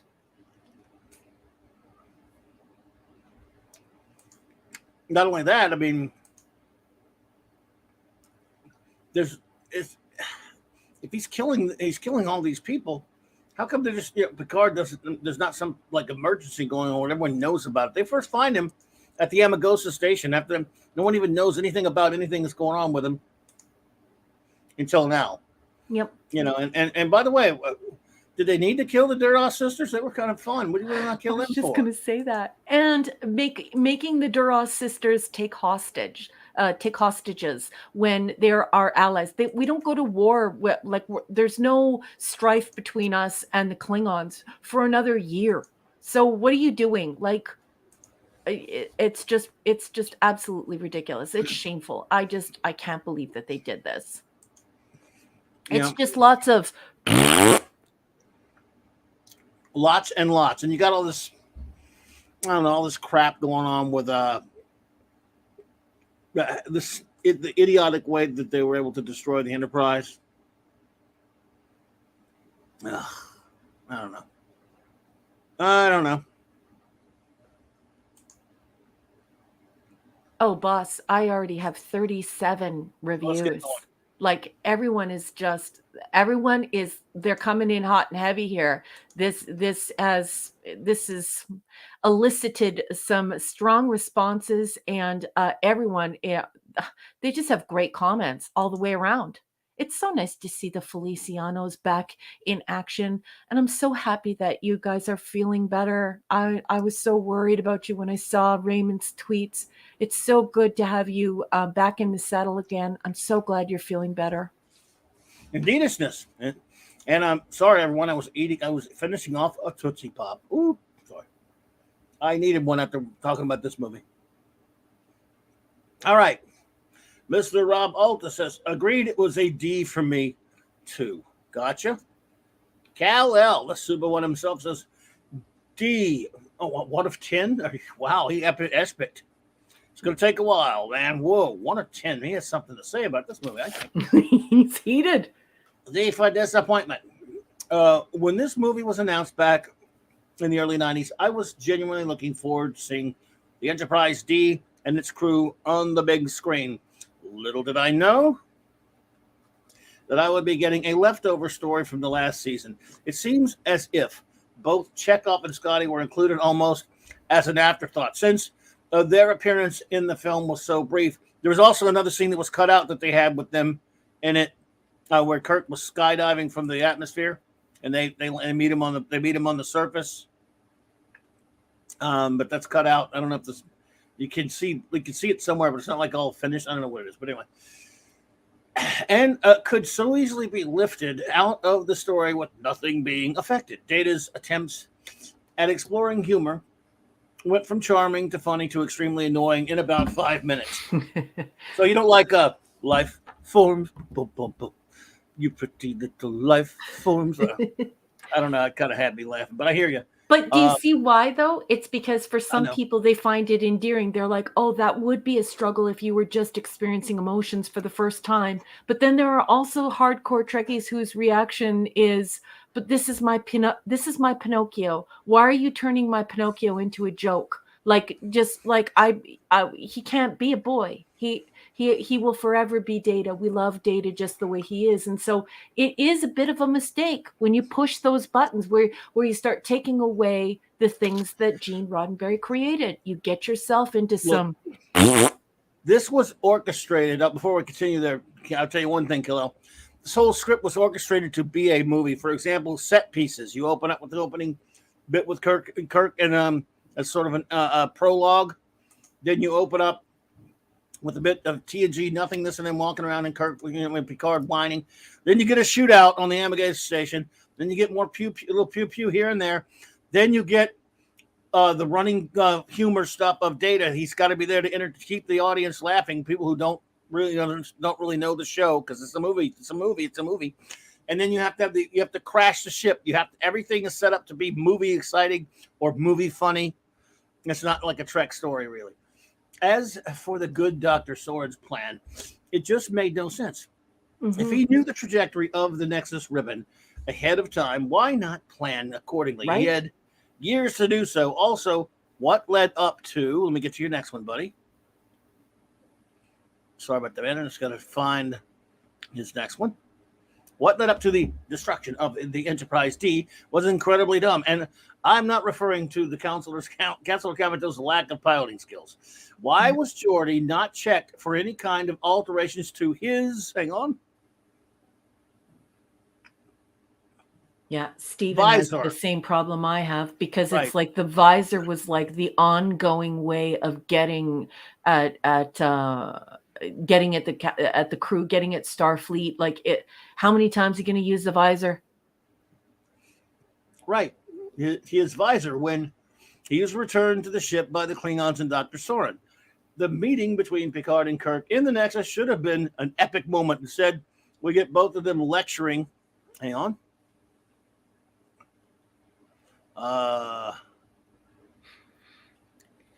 Sorry, it takes a second to get to it. It's okay, boss. There were over 50 comments tonight, so don't worry about it. You take your time, boss. Each other about one's Juche as a Starfleet officer versus the right to retire respectively. Speaking of the Nexus, Picard was told that he could return from the Nexus to any point in time. Yeah, but in a fantasy, not for real. So, yeah, that was weird too, right? Mm-hmm. I mean, yes, in your mind you can, but I mean, he actually transports Kirk to that. That's another thing. Did he move? How did he move in? How did he? Oh, forget it. Right? I don't understand how that was a. Yeah. So How about Guinan leaving her Echo there? Why'd she leave there in the first place? How'd she get there? How did he and Kirk both go to the same spot? Never mind. Anyway. Dum dum dum dum dum. It's a dum dum dum dum dum dum. And he chooses the moment right before the Nexus is visible in the sky of Viridian 3. Why not return to that point in time where Soren was on board the Enterprise and spouting off nonsense? May as well. I hear you. Hang on a second. Captain Coffee Spock. Captain Coffee Spock's here? Yes, and he's being a smart aleck. The first thing he says when he walks in the room is, as long as there's no time travel. There is. There really is, kind of. Captain Spock is a sort of time travel thingy. He's the time travel police, by the way. About time being the fire in which time is the fire in which we burn, Captain. That's from a poem. Picard, yes, written by Malcolm McDowell, right? No. Picard, I know he doesn't write poems. Well, maybe he does. Who knows? Picard could have had him arrested right then and there. For the above reasons and many, many more, this movie proved to be a huge disappointment. Indeed, sir. Almost done with you. Almost got you. Number 10. This is like a monumental aspect for Kal-El. He had a lot to say here. He did. About this movie. The only reason why this film didn't get an F is because the Enterprise D itself looked amazing on the big screen, and the stellar cartography room, in particular, looked spectacular. Yeah, that did look. That was pretty cool. He gets like super geeky about that engineering stuff. So of course he loved that. He's an engineer indeed. Raymond Feliciano says D. It might be a D- or it might be a separator. Kirk, I never can tell. Kirk's return was the highlight. His death was stupid, though. Loved Data's acting, and rest was poorly written. Agreed. I'm with you there, buddy. Raymond, here, Raymond. With you there, dude. So, JT Kirk says D+. I'd rather watch a prequel about the whales from Star Trek 4. Missiles take longer than 5 seconds to reach the star. Yes, good point. Commander Camelto crashed the ship. Picard tosses the Kurlan Neskar like it's trash. Yes, he does. He just like he picks it. He just leaves it there from his office, or was it his room? Maybe it was his quarters. I think. Yep, he's a dingbat. Poopy stew. Minima said, "I don't rate any Trek film with Kirk in it. I'll go with a C-. Fair enough. Fair enough. I think call him Scuba Pete. Says C-. This story is shakier than a Saran-built catwalk. Picard can sift through the Enterprise for his album, but Kirk gets left in a shallow grave. They should have waited till Tuesday for the real writers. Yeah. Great one, Scuba Pete. I love it's so true. It's so true. Cyber Soldier says, I enjoyed Generations when I was younger, but this film doesn't make my top 5 Trek movie. Fair enough. Really super fair comment. I hear you. I hear you indeed. Michael Beacom says, F this movie. F. You wanted the death of Kirk you wanted the death of the Kirk, and you did this. Yeah. I avoided Trek celebrations after this because if I saw the writers, I would have had to issue the Kazenti challenge. Scream and leap. The Kazenti challenge. That's so disappointing. So disappointing. Number. Oh, where's number 2 of his? Maybe I passed it. It might be down that list. That was number 1 of his. Yep. Probably the really next one I'm seeing really far down is that number list. There 3, were though. over 60 comments tonight. Yeah, but I got 3 and 4. You got 3 and 4.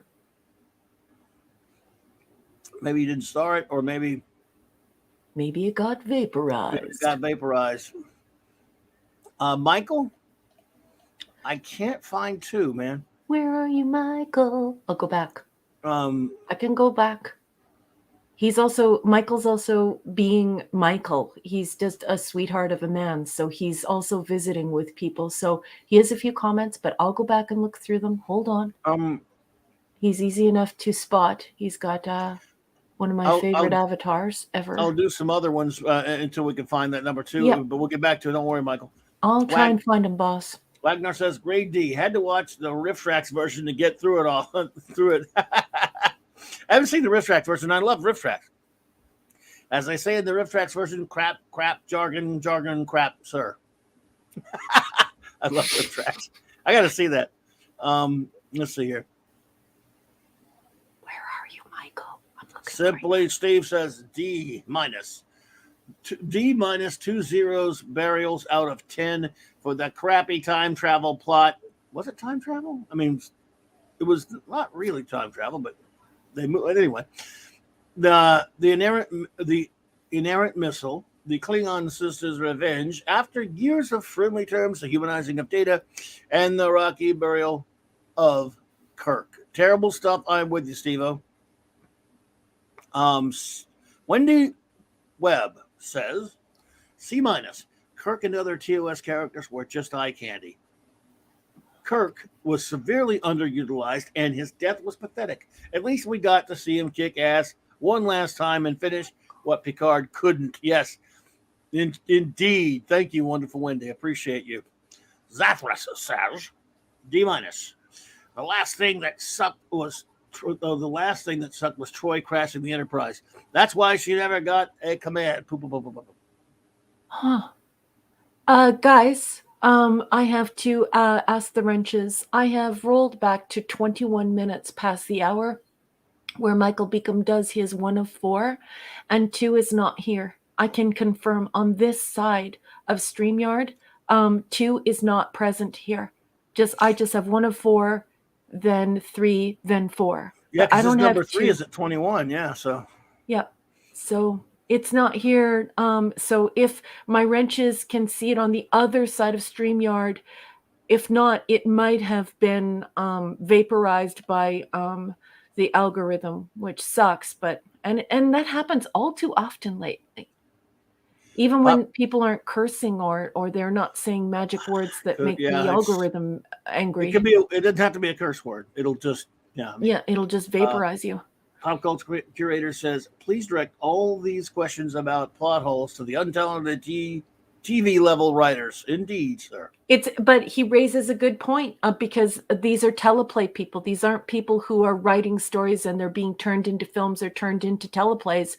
These are people that are just writing a script, and maybe that's not such a good idea because they don't have to go through that same process of editing and exchanging their ideas and making sure those ideas are sound. So I love that comment.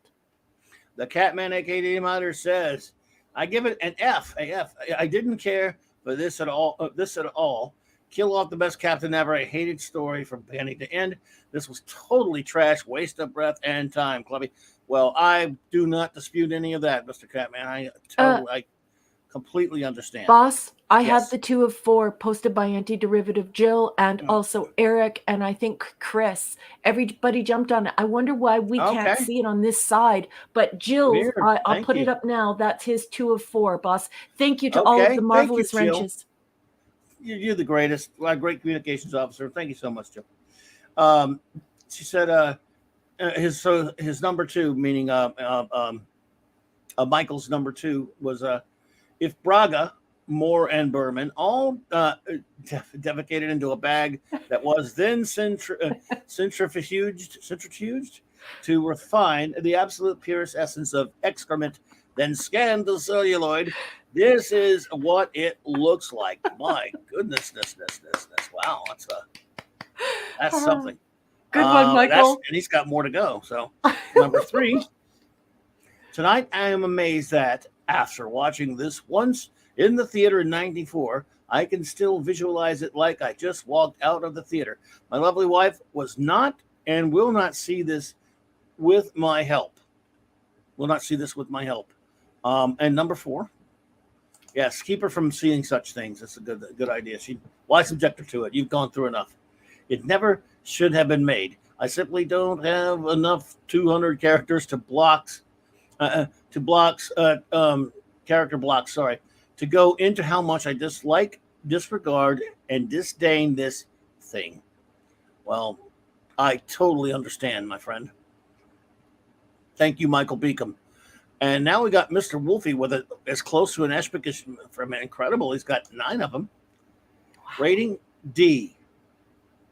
Star Trek Geriatrics is the laziest movie since Masters of the Universe, 1987. I'm trying to sound like Mr. Plinkett. A film that promises to take place in a fantasy universe but spends its time wandering around. I'm not going to do it. I'm just kidding. Wandering around L.A. I was just kidding. I'm not going to Mr. Plinkett the whole thing. Just go on. But and I know you all know who Mr. Plinkett is. All right. The last season or so of TNG sucked because the writers were busy working on the movie, but the movie was has more portable plot holes than the warehouse at the Acme factory in Roger Rabbit. Love that movie, by the way. Good reference, Wolfie. So you can't fly into the ribbon candy, but we see at least 2 examples of exactly that happening. Yes. I was, what the hell? Infuriating. Guinan says Picard can pop out at any time for the Nexus. So That's why right. not pop out before all of the bad should happen? That's what Also, I said. it's Christmas Carol again. Yes, that was probably Poopy Stew's idea.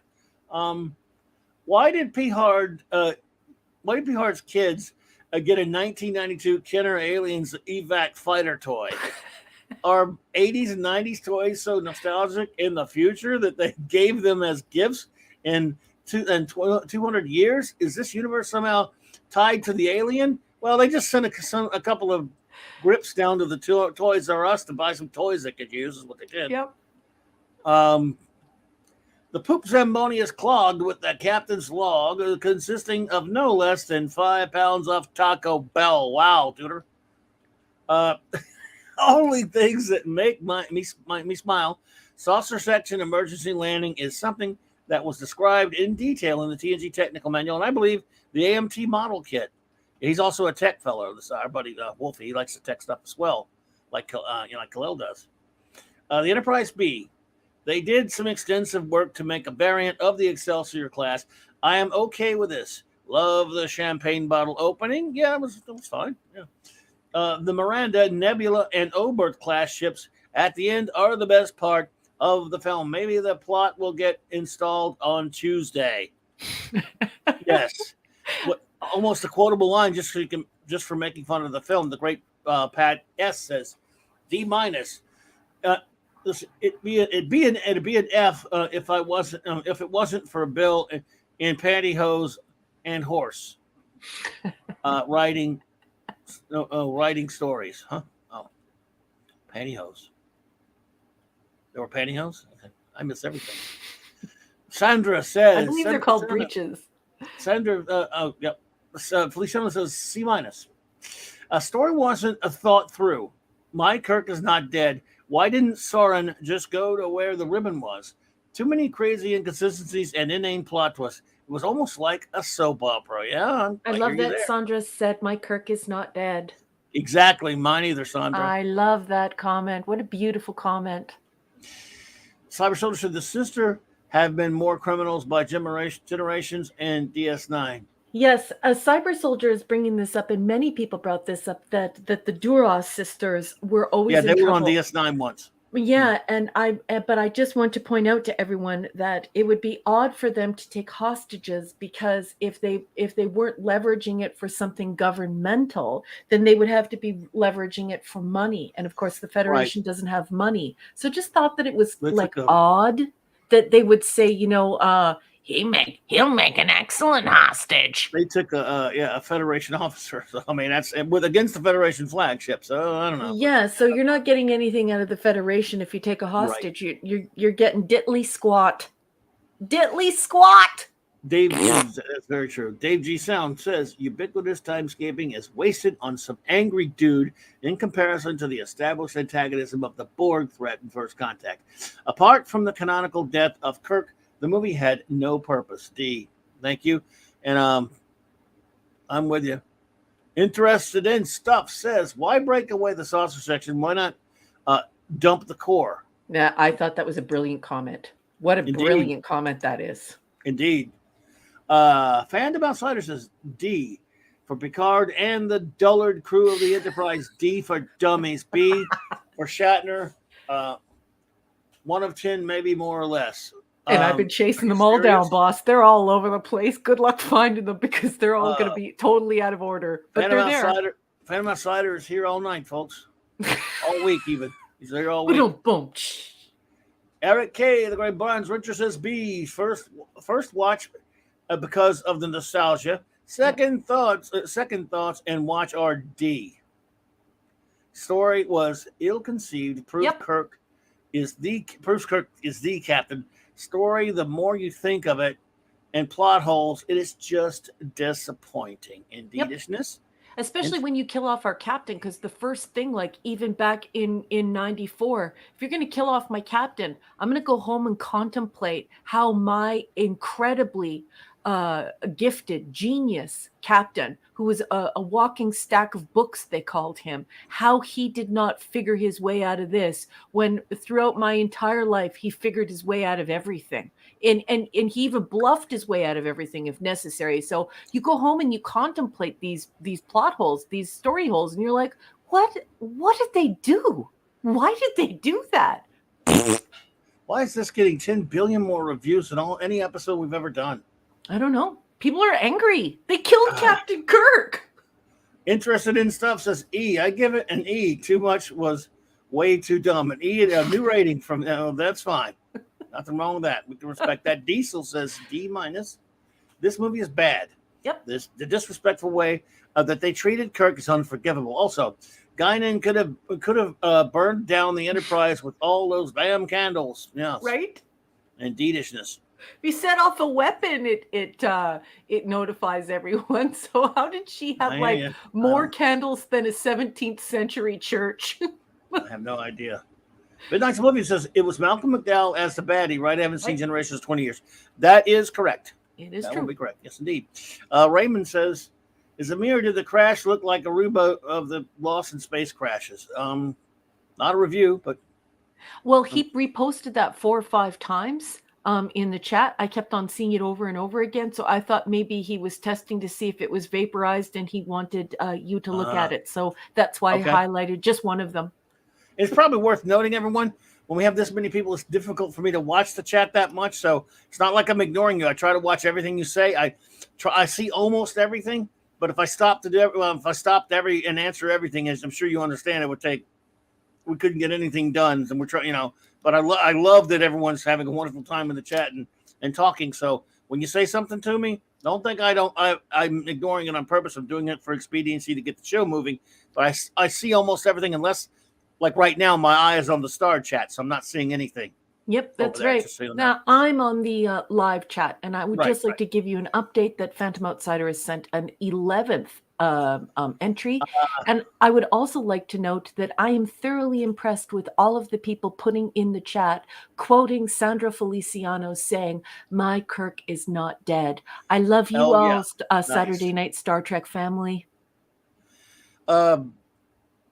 If you do a number 12, dude, it's gonna start costing like $20 a pop.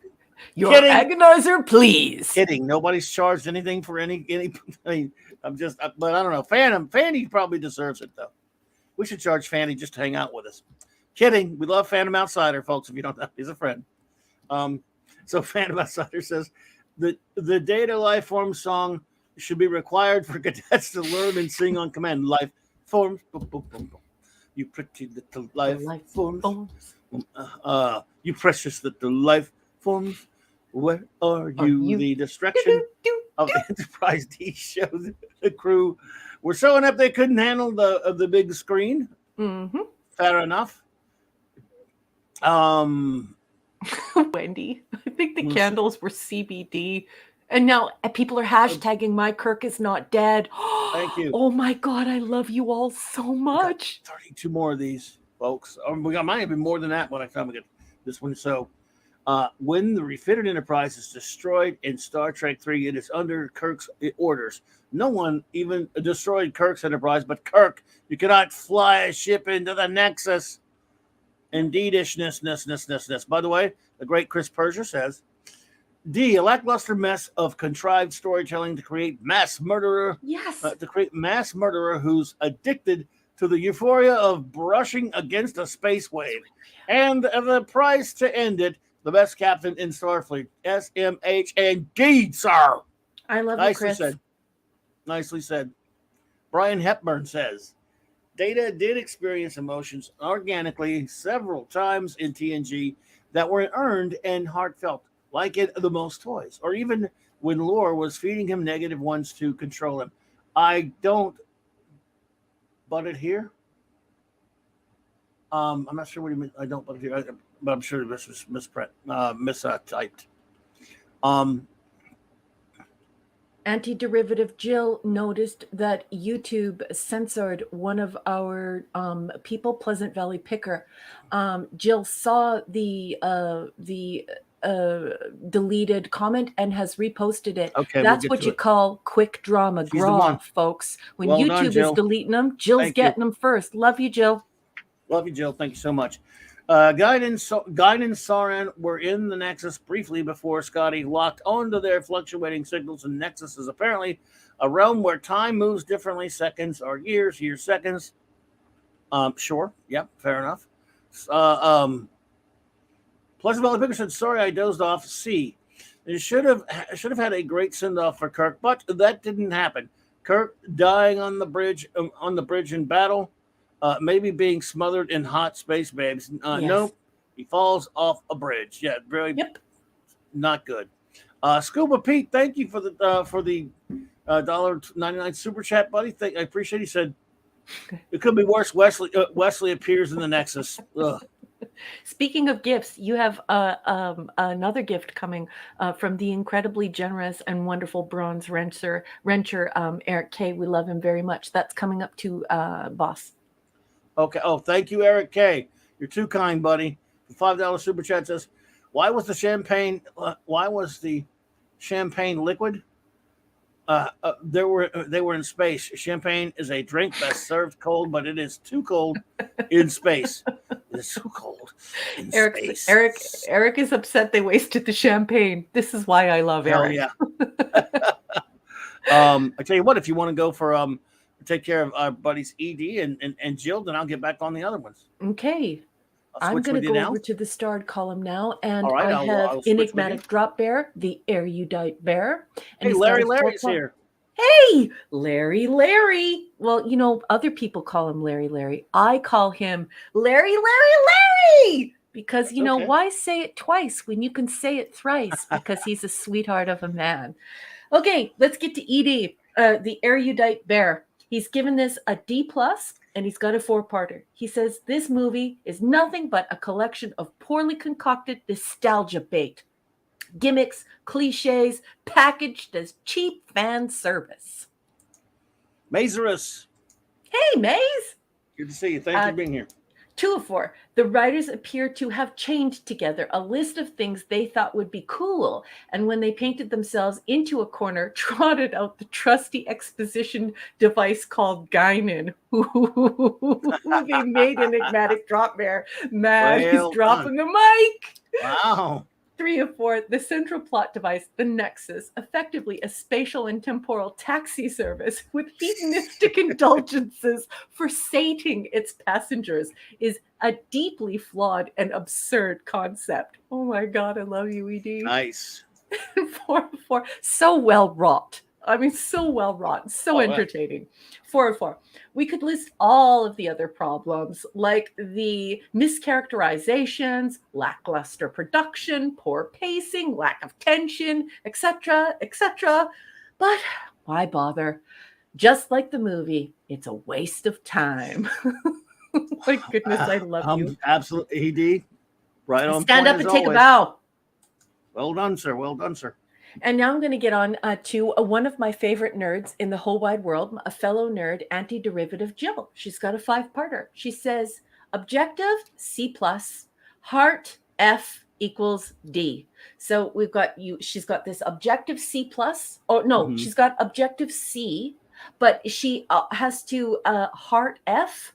So her mind and her heart are at war here. And so she winds up giving it a D. She says, Kirk, Scotty, and Chekhov had great moments, and meeting Sulu's daughter as ensign and helmsman helped mark the passage of time. The movie needed more Scotty. Yeah, well, you can never have enough Scotty. You can never have enough Scotty. That is such a great comment. The villain Soren may appear old, but has the personality of a selfish, nihilistic teenager who murders for no reason when he could be in the Nexus by getting a ship in the way of it. Yes. You keep saying this. We've been trying. There's no way to get in. Well, yeah. Why? But then they show us how easy you were it in is there. to get in. But you were in there. Yeah. And you were in there. And Guinan left an echo of herself. So you were in it, dude. What do you mean there's no way to get in it? But go ahead. Yes, exactly. 3 of 5. Rest in peace to unnecessary deaths for the sake of cinematic spectacle.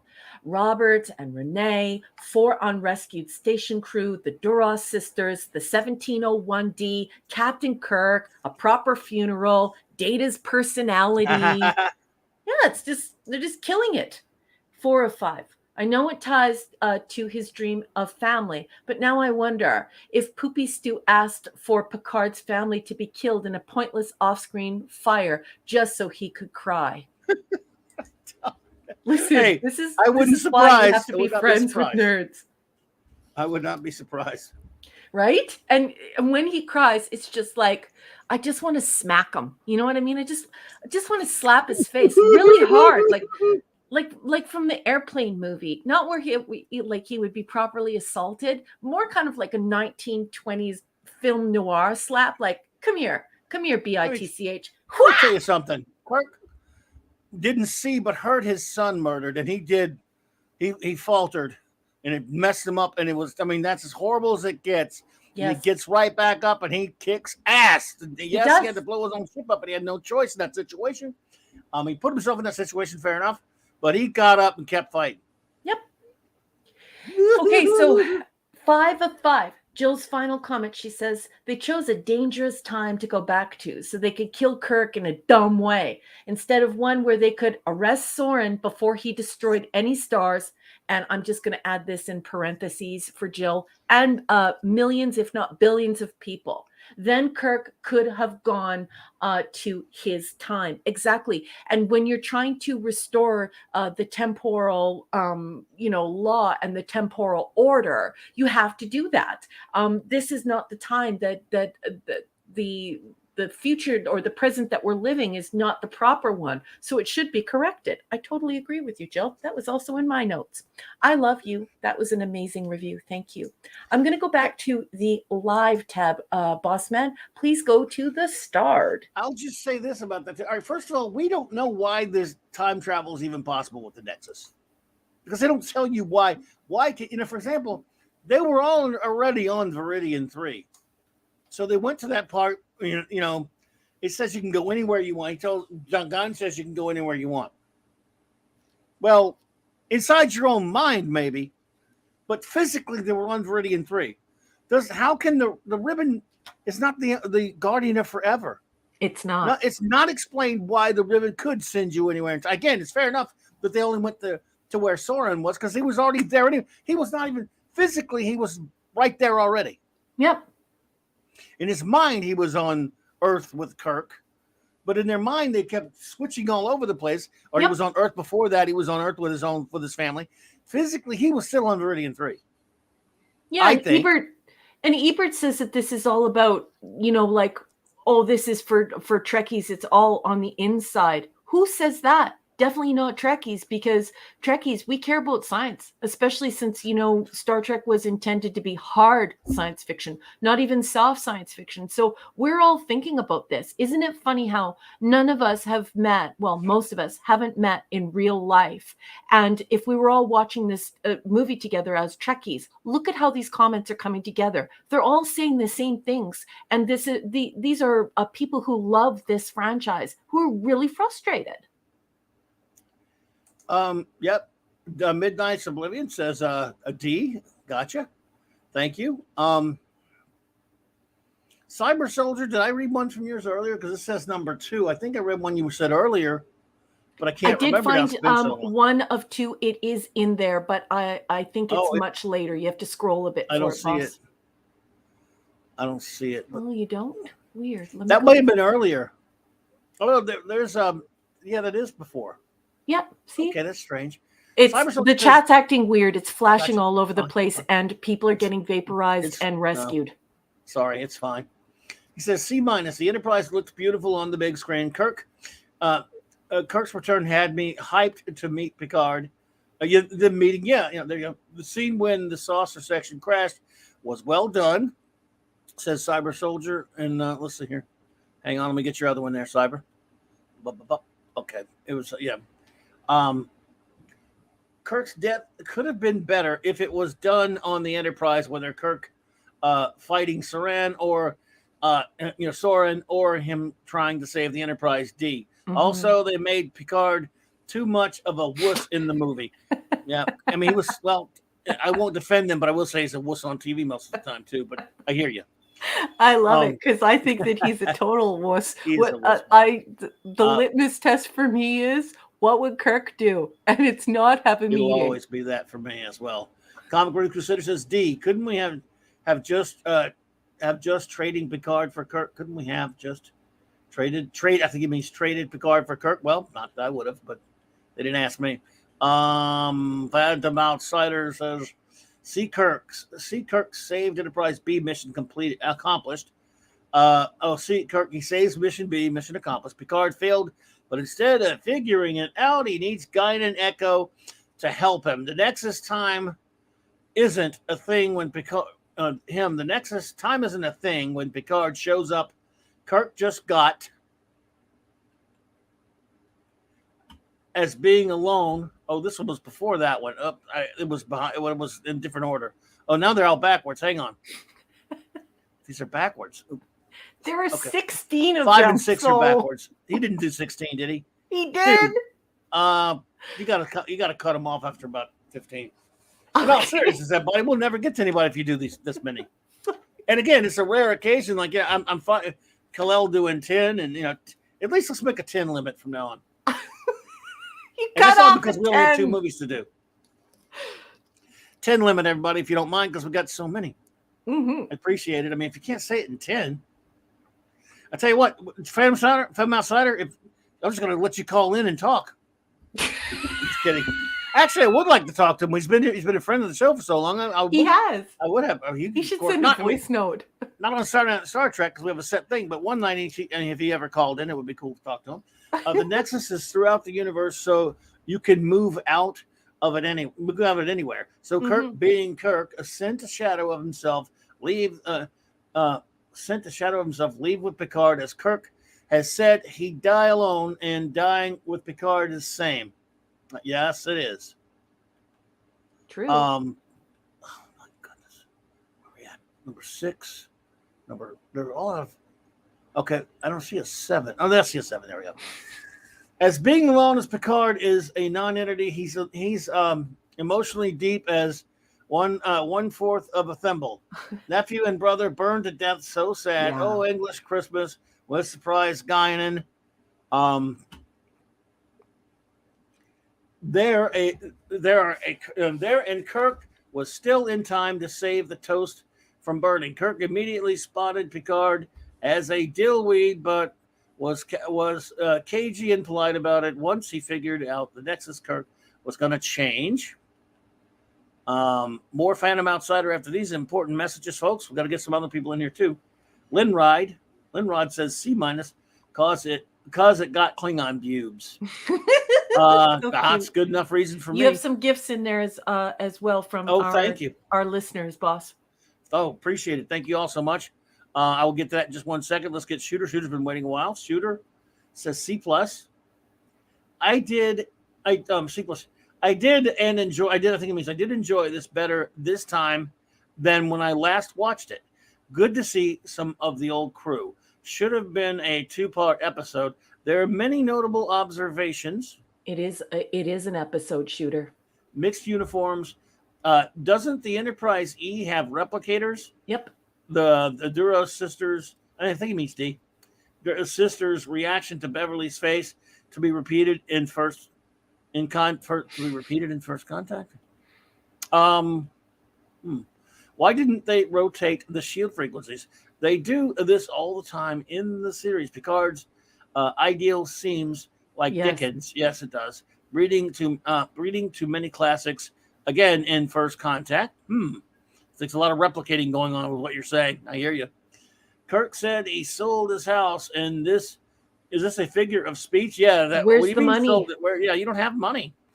Let's see here. 11.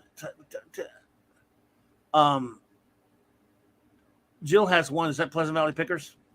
Yes. Okay. This is the one that was vaporized and she rescued it. Okay. Thank you, Jill. Says, Can I review my rating? I think he means revised to an S, as in shite. Killing Kirk in such a way was exactly that. That's probably what that Kirk is eternal. I am reposting his grade update because it was hidden by YouTube. Thank you so much, Jill. Thanks, Jill. Appreciate it. Thank you. Wolfie with a $5 super chat. You're too kind, buddy. I really appreciate that, sir. He said Picard should have changed the bats on the smoke alarms. I guess it means the batteries on the smoke alarms at Chateau Picard before he left. Too much wine. I wonder how they deal with that in the filth, because the vineyard is gone, right? No, it got rebuilt because he rebuilt it in the filth. So, but filth. I just think in the 24th century that kind of crap shouldn't be happening. Nope. You want to find some other accidental death, which is still stupid, but fine. But this doesn't work. Nope. Jill's got no, nothing was explained, but this is sci-fi. So my review lets all that go, and even giving the movie a label of sci-fi fantasy, it earns that D. Okay, Jill, you don't have to explain yourself. But Michael Beacom, thank you so much for the $5 super chat. He says Ebert just assumed, because it made no sense that the film was full on in jokes for Trekkers, that he didn't get when really it was just crap writing. Good point. I mean, he likes Star Trek, but he's no hardcore Trekker or Trekkie for that matter.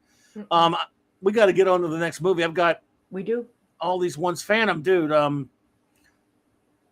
I've got to do these really quick. I guess we've been here 2 hours now.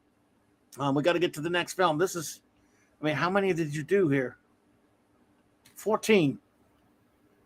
Man, I don't know what to say.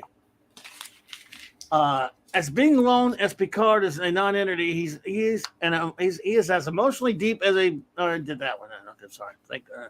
Sorry, already did that one. 7. Where's 7? Oh, that's 6. I must have lost 7. What did I do with 7? Okay, well, we're just going to have to skip that one. I'm going to have to skip a lot of them, actually, because we're going to have to get along here, dude. His future retirement plans, instead of returning to Starfleet, he was going to ask Antonio to marry him. Kirk making lemons and lemonade. Once there was the no thrill of leaping the chasm. Kirk to leave, probably just to be rid of annoying Picard. Kirk kicking Soran's butt was a highlight. Picard does locking clamp And does Monty Python run away from? Yeah, Monty Python run away. I don't know where I am now. In the end, Kirk isn't dead. He's also an echo in the Nexus, and Kirk is a dynamic individual. As such, even in the echo of Kirk is greater than Picard and anyone else. I consider the Nexus to be like Avalon, where King Arthur went and is waiting till he is indeed again. He is needed again. Kirk is in the Nexus, waiting until real Star Trek needs him again. At the first day off, Cameron really got his shite together. The command of a starship is a necessity, as Ferris is a fry cook on Venus. Shatner had the last word in The Return, where Kirk came back and even destroyed the Borg. That's in the books. Yes, those were. I like the Kirk books. One more thing, lol. I'm going to lull you in a minute. One, we saw Picard's family in the show. It seemed Poopy had the hots for his sister-in-law. Well, it was Samantha Edgar. I mean, let's just be honest. You can't really blame him. Notice she wasn't in the body count, just saying that is, I guess they didn't say she died, did they? Almost forgot. Clobby is going to come over to my place and beat me up with something. Oh, no. That was me talking, not you. I'm sorry. If Saran was a genius, he wasn't. It was genius. He wasn't. He could have. If he was a genius, he wasn't. He could have constructed a space platform, moved it into the path of the Nexus, and waited on it in a spacesuit. Unless they don't have those, or whatever. Lol. And may God have mercy on your heathen soul, Phantom Outsider. We got to get to the next one, folks. Let's do it. And let's keep them. Let's have if you guys don't mind, a 10 limit. And 10's a lot. I mean, no one's ever been doing 10s, but I respect 10s. I respect it. But let's have a limit at that now. I mean, well, because we got to get to the next movie. But in the next one, maybe we'll have more time after that. But all right. Are we ready for the next movie? We are ready. Star Trek 5, 6, 7, 8. First Contact. Was First Contact on April 5th, 2063? Yes, it was. This movie's first contact was November 22nd, 1996. It had a budget of $45 million and a box office of $146 million. Oh, I'm so sorry. I had a sneezing fit. I think it's because I have the window open and all the pollen's coming in. So I do apologize. That must sound very disgusting. I apologize, everyone. Hey, Phantom. Hey, I have ways of taking care of phantoms, buddy. Hey, Phantom knows I love him. I just got to be mean to him sometimes. Of course, he's mean to me enough. So, yeah. Go ahead. Okay, so once again, we are going to be referring to Roger Ebert's November 22nd, 1996. So he wrote it that night of a Star Trek First Contact. Let's go. I haven't read this article, so I have no idea what this Pulitzer Prize-winning critic has to say about this film. Go for it. Although probably in 1996, I watched his show. Anyway, Star Trek First Contact is one of the best of the 8 Star Trek films. Certainly the film in its technical credits, and among the best in the ingenuity of its plot. I would rank it beside Star Trek IV, The Voyage Home, 1986, the one where the fate of Earth depended on the song of the humpback whale. This time, in a screenplay that could have been confusing, but moves confidently between different levels of the story, the crew of the Enterprise follows the evil Borgs back in time to the day before mankind made its first flight at warp speed. Notice how cute it is that he says Borgs, because he wrote this the night of the night he watched the movie. He's also a Trek normie, by the way. Yeah, that flight in 2063 was monitored by an alien race, the Vulcans, who took it as evidence that man had developed to a point where it deserved to meet another race. But now the Borgs, plural, starting from the 24th century, want to travel back through the temporal vortex. How I love Star Trek jargon. Prevent the flight and rewrite history, this time with Borgs plural, populating the Earth instead of humans. Cockney Spock, watch out, time travel. Good.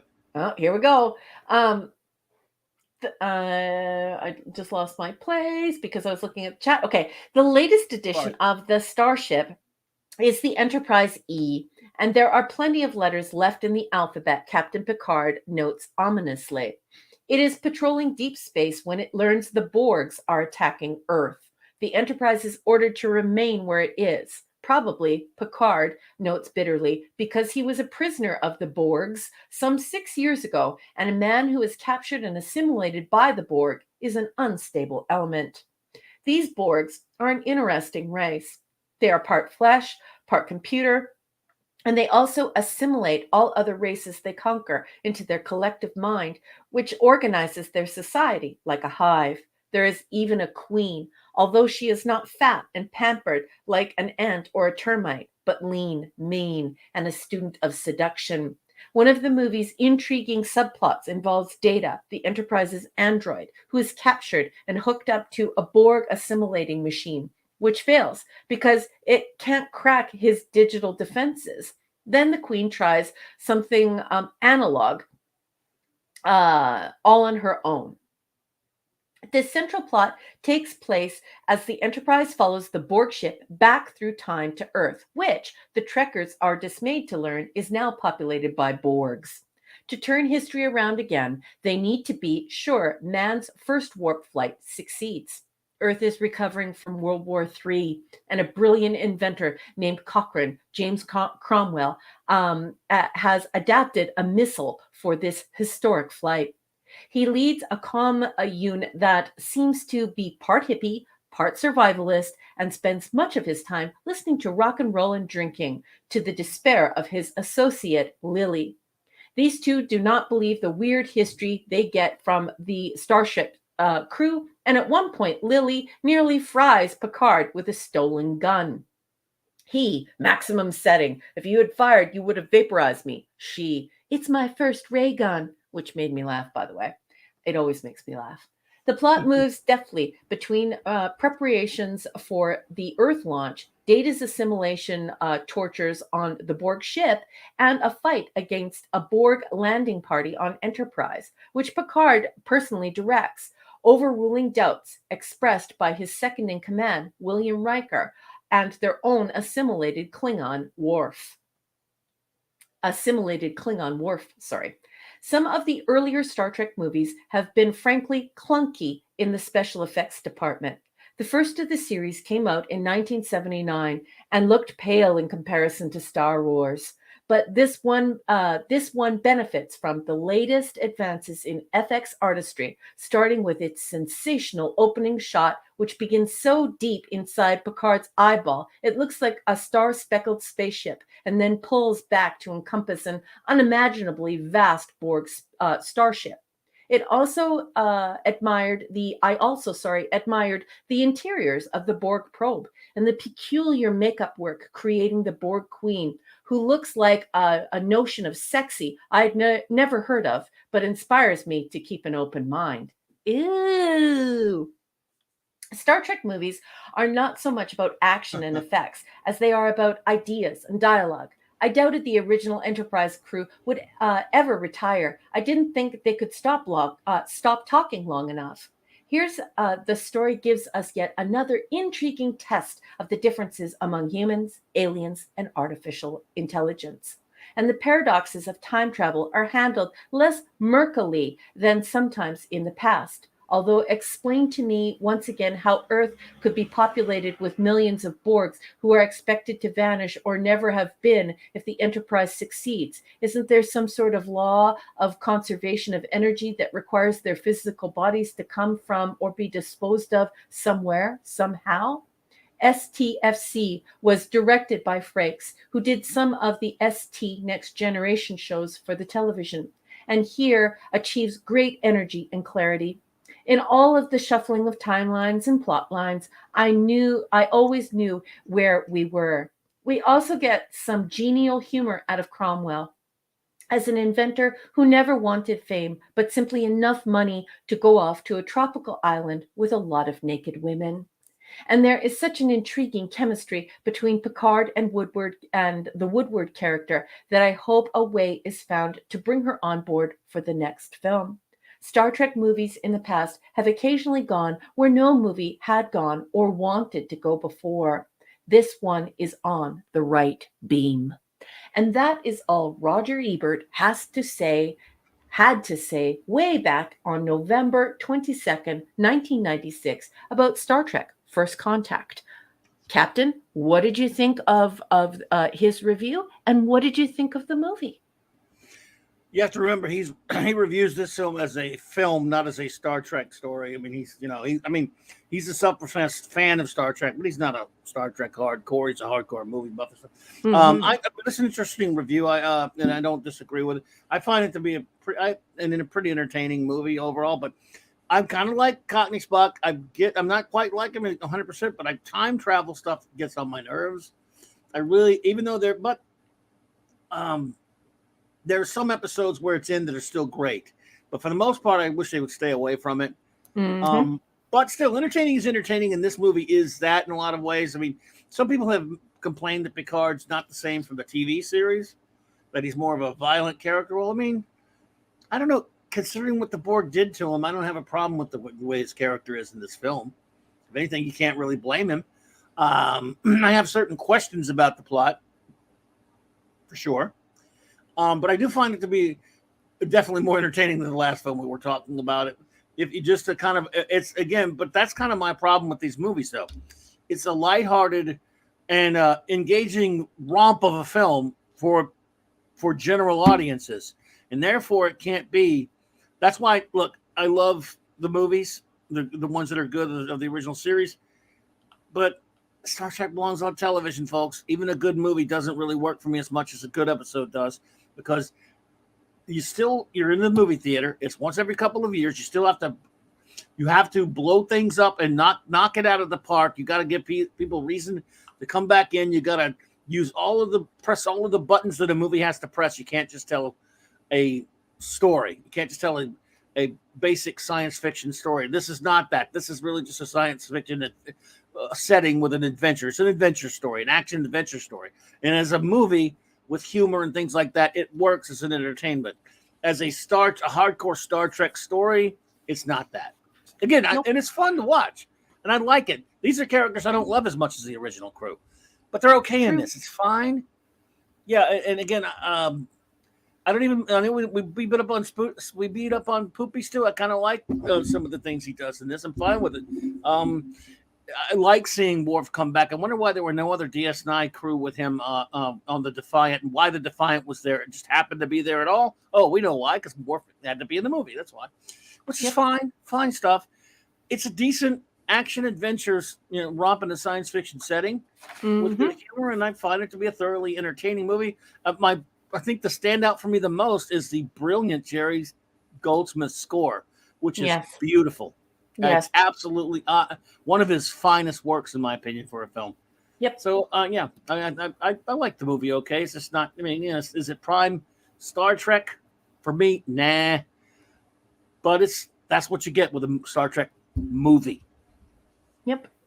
So go for it. And especially the TNG movies, because the TNG movies always feel like they should be like the season cap. Like that they should be the bookend. TNG was so famous for bookending because, it is suspending that audience in that sort of amniotic fluid and hoping they would come back for the next season.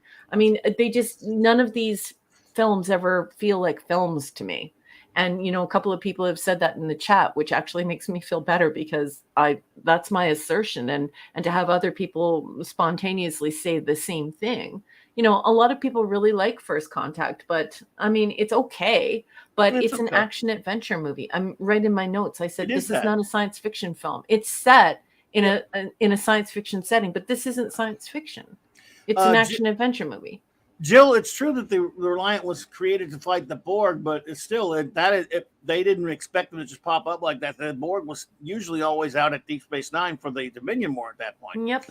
But yeah, it's fine. The coincidence, I don't care. But to address what Raquel's saying here, Star Trek, it's okay for Star Trek to be an adventure once in a while. There's some great episodes that are, you could say, that are more about maybe a lighthearted adventure. But my favorite ones are the more science fiction ones. Yep. This is a movie almost makes sure you always have to be that. You have to be at a grand scale. Yes. You can't just make an ordinary. You can't make.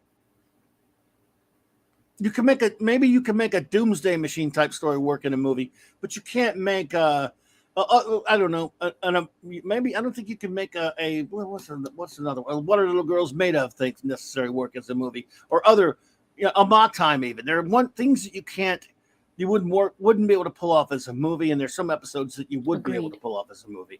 Agreed. But the first, the Trek, the original crew films still do feel like movies, whereas Generations doesn't.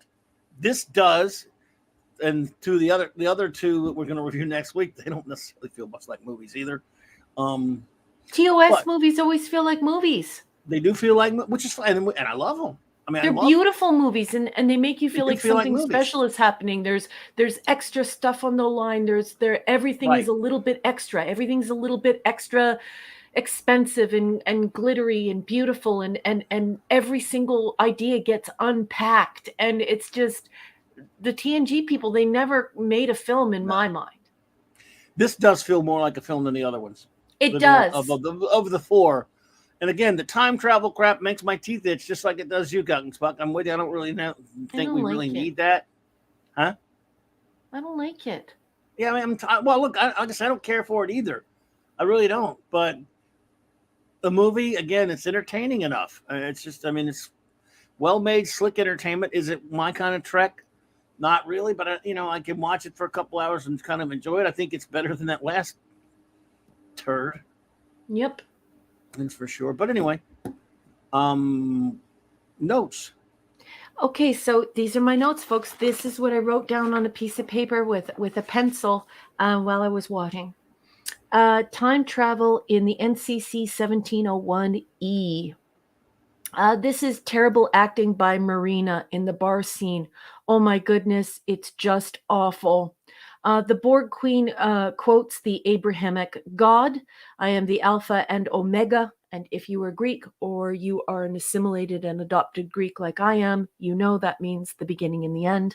So she comes out and says, I'm the beginning and the end.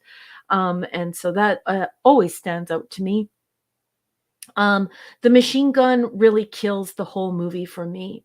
I would replicate a whole bunch of bullet guns, physical projectiles. I would replicate those AK-47s. That's what I would replicate. I would go directly to the replicator and I would say, projectile weapons, please. And I would get everyone an AK-47. I'm not sure how good that holodeck scene is, because it's always ruined the movie for me.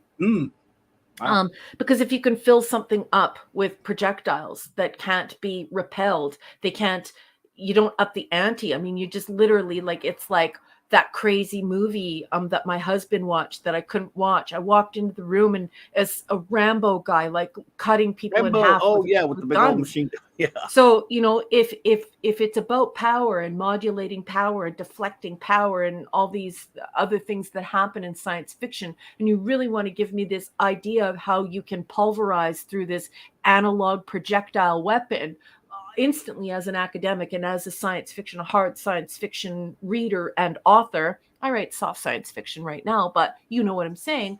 The first thing I think is, where are the AK-47s? Get me to a replicator. I never understood the obsession some fans have with the toilet trope. We see the toilet joke here, don't you people ever use the bathroom? That was supposed to be an inside joke.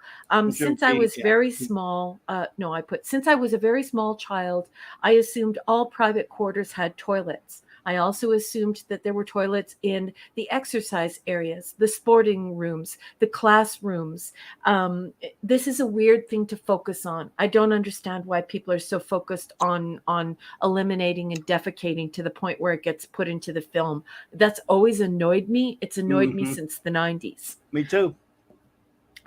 Borg don't have sexual intercourse. They grow babies in containers, or they assimilate babies from other worlds and other species.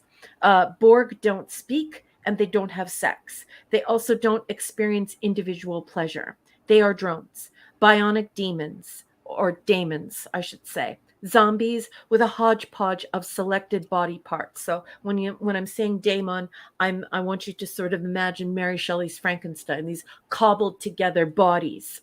The Queen's conversation is odd and takes you out of the story, because these are drones. This is not how we know the Borg. Moreover, the Borg moves so slowly, Picard jumps over one to open the mag lock, and the thing just stands there watching. So I always thought that it was weird that the Borg Queen turns into this seductress, and she's trying to, seduce Data, and she's also trying to seduce Picard, and she's just trying to see which one she can mate with. I just think it's weird because that's not even how we know the Borg. And, if you go and you read about how they wrote this particular story, basically what happened is the writer's room got really frustrated because they didn't know how they were going to get the computer voice of the Borg to act out the scenes that were required, which is why they invented the Borg Queen. So we're already away from that collective voice.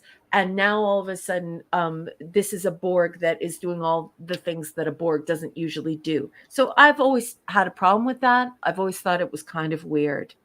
The Queen's death with falling drones made many people believe the Borg were done. So back then, when all of the Borg begin to fall after the Queen falls and gets her spinal cord snapped, I always believed, okay, the Borg are done now.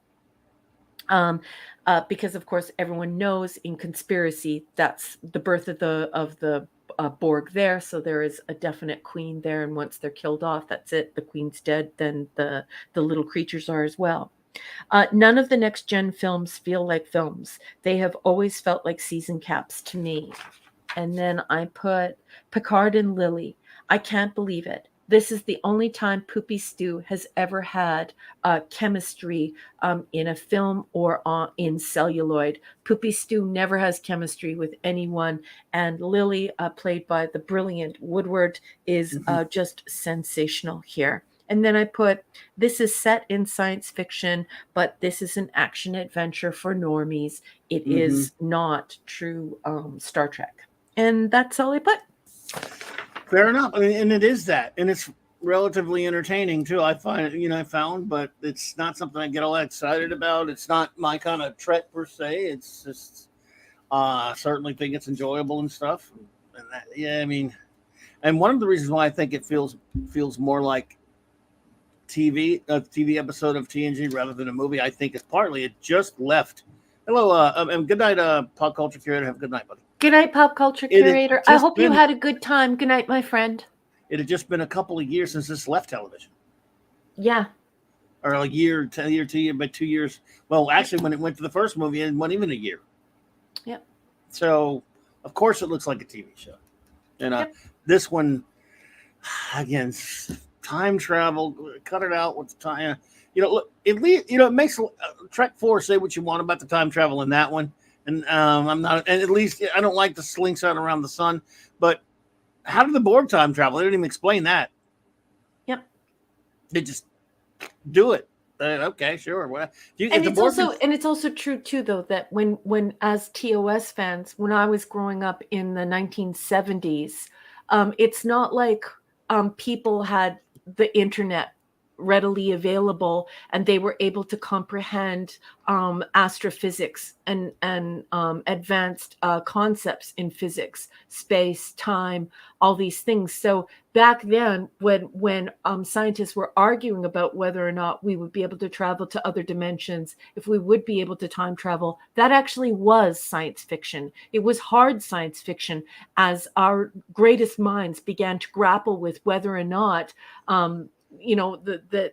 that you could reach the speed of light and things like that. But when we get to this point, when we get to 1996, time travel is not hard science fiction at this point. It's not science fiction at this point, it's science fantasy, because at this point in 1996, our greatest minds are saying, no, you sillies, this can't happen. Don't be silly. Sit down. Stop talking. You're not astrophysicists. You're not physicists. Sit down. Shh. Stop talking. And so it's like people need to realize the socio-historical context of why I give TOS a pass and I enjoy it. Whereas when it gets to TNG, I'm like, why aren't you doing the latest in science? That's what science fiction is supposed to be doing. And that's not what's happening here. It's relying on TOS's ideas, even though the science has advanced. And people need to make that academic and cerebral connection and realize it's not just somebody, defending something they love. There's an actual intelligent reason why people get peeved off about the time travel later on and not in the beginning. We were still pretty starstruck by the space travel in the 1970s and certainly in the 1960s. Yeah. And Eric, I guess that could be how they use tachyons to open some kind of whatever portal or whatever. Yeah, but they really, I thought it was a flimsy excuse or explanation, but sure, fine. Again, the movie did what it was supposed to do, and it did well, and normies liked it, and Trek fans who were a fan of this show like seeing the characters do stuff. I don't mind an action adventure sometimes in Trek. I mean, but it's not my preferred, really, Trek. I mean, it's got, even if it's an action adventure, then it must, if that's taking place inside of a good idea, a science fiction idea, then that's at least also Trek. Mm-hmm. But that's not really what went on here. But okay, again, it's fairly enjoyable. So, by the way, I must point out, I really do like Enterprise C. I've always liked it. Mm-hmm. I think it looks way better than D. I don't know, but maybe that'll be the next poll question. What do you think is better, D or E? I think that's an excellent poll question, and I would love to know what the Trekkie family here has to say about that, because I mean the E is pretty gorgeous. I love E. I think it's fantastic. She's a beaut. Closing up the other poll. Okay. And just so I can do another one. Let's see. All right, everyone. Well, you're I tell you what, everyone. While you're we will do our rating now. So, Raquel, what is your rating of Star Trek First Contact? It's a B- for me, boss man. B-. Well, we're not too far. I got it at a B+. I found it to be pretty enjoyable. I like it enough. It's not my favorite thing or anything, but I thought it was pretty cool. So, yep, pretty decent fun and better than that last one. So, okay. And so everyone now go ahead. Word is given. Fire at will. Please go ahead and leave your grade and some brief comments that you would like to include. Maybe it's the reason why you gave that grade. Maybe it's something we said that you liked. Please feel free to start filling that chat up with your comments, everyone. Okay. Hang on. I want to make enough.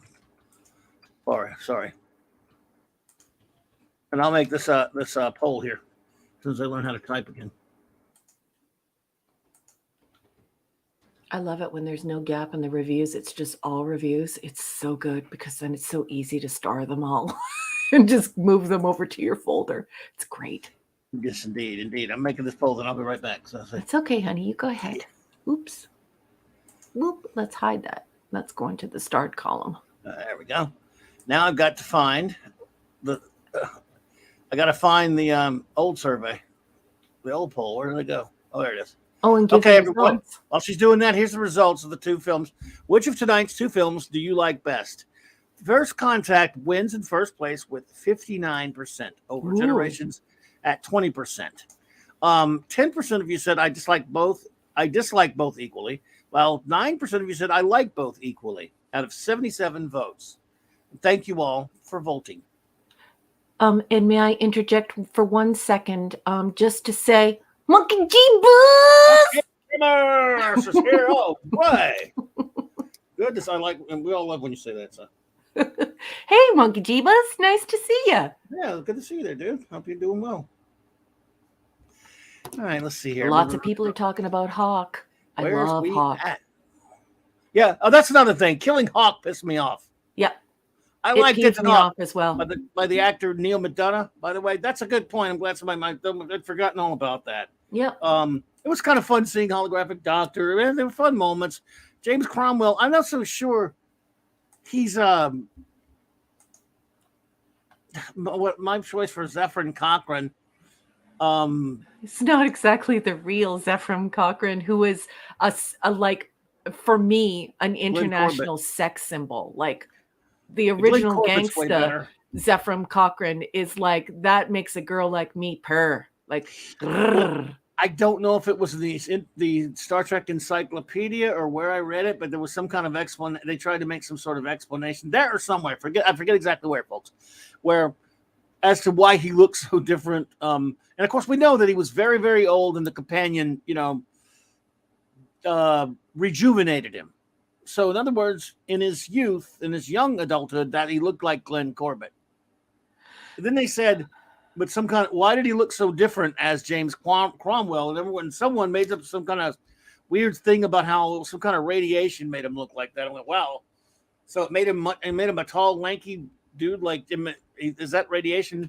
That's your excuse? I mean, what the hell? Well, Clobby, we better pack up and move to Chernobyl. You ready, honey? Let's go. Weird stuff. So our good friend Raymond says, B+, the debut of Poopy Stew as an action hero. Yep. Sigh.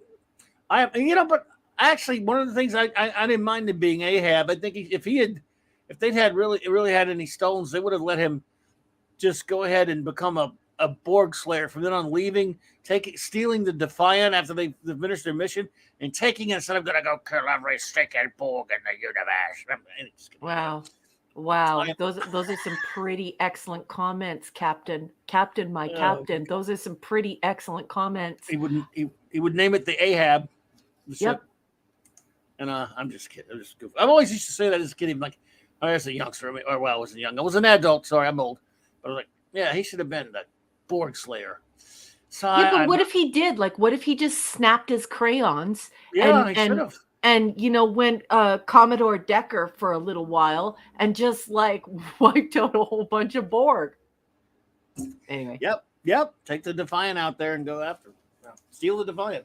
So I'm not overly satisfied with Worf's appearance, although the Defiant was made to take on the Borg. Reasons, tough little ship. Yes. Little. Let's see here. Wagnar says grade C. I like the movie less and less with each rewatch. The Borg Queen was a mistake, as it humanized the Borg instead of keeping them a force of nature that can't be reasoned with. Agreed. Indeed, that is very well said, sir. Shooter, whoa, one of 7 says, I love this movie, but there are some issues. Here are my most notable observations. Starfleet was completely justified to leave Picard out of the Borg engagement. He is emotionally affected by... I gotta hold on a second and find your other one there, Shooter. Okay. His history. How can Picard hear the Borg? All the Borg implants were removed. True. Aliens referenced in the Jeffries tubes. Aliens implants were removed. Aliens, the movie, you mean? Yeah, okay. Good point. We get another person awaking to Beverly's face. That's true. What is it with that? Gates McFadden awakening. Yeah, what is it with that? Saddle up, lock and load. That's the next movie. Troy gets drunk so she can talk to Cochrane, even when she hasn't confirmed it is him. That was weird. Fun scene, but it isn't. But isn't this a crisis? And she doesn't recognize him from history. Yep. Yeah, maybe she watched Metamorphosis instead. And her drunk, like her impression of an inebriated person is she was crappy. Horrible. Not much of an actress. More classic literature. Didn't Stewart play Ahab in a retelling? I don't know. Did he? I'm not sure. I know he played, obviously Christmas Carol and stuff like that. Who knows? Man, perhaps he did. I know Gregory Peck did, didn't he? Let's see. Moby Dick is a pretty good book. The White Whale. That's a pretty good book.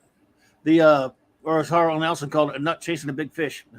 Well, that's because the crew first like 3 or 4 chapters, it's all about like yeah, as if you were talking to a biologist who was just discovering the ocean, because he's explaining the ocean to people who perhaps had never been to the ocean. So that's why a lot of people put down Moby's dick.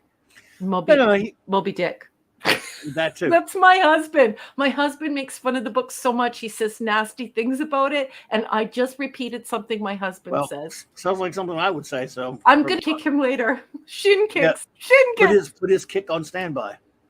And let's see where didn't Stuart. Okay, that crew member says the deflector isn't an important system.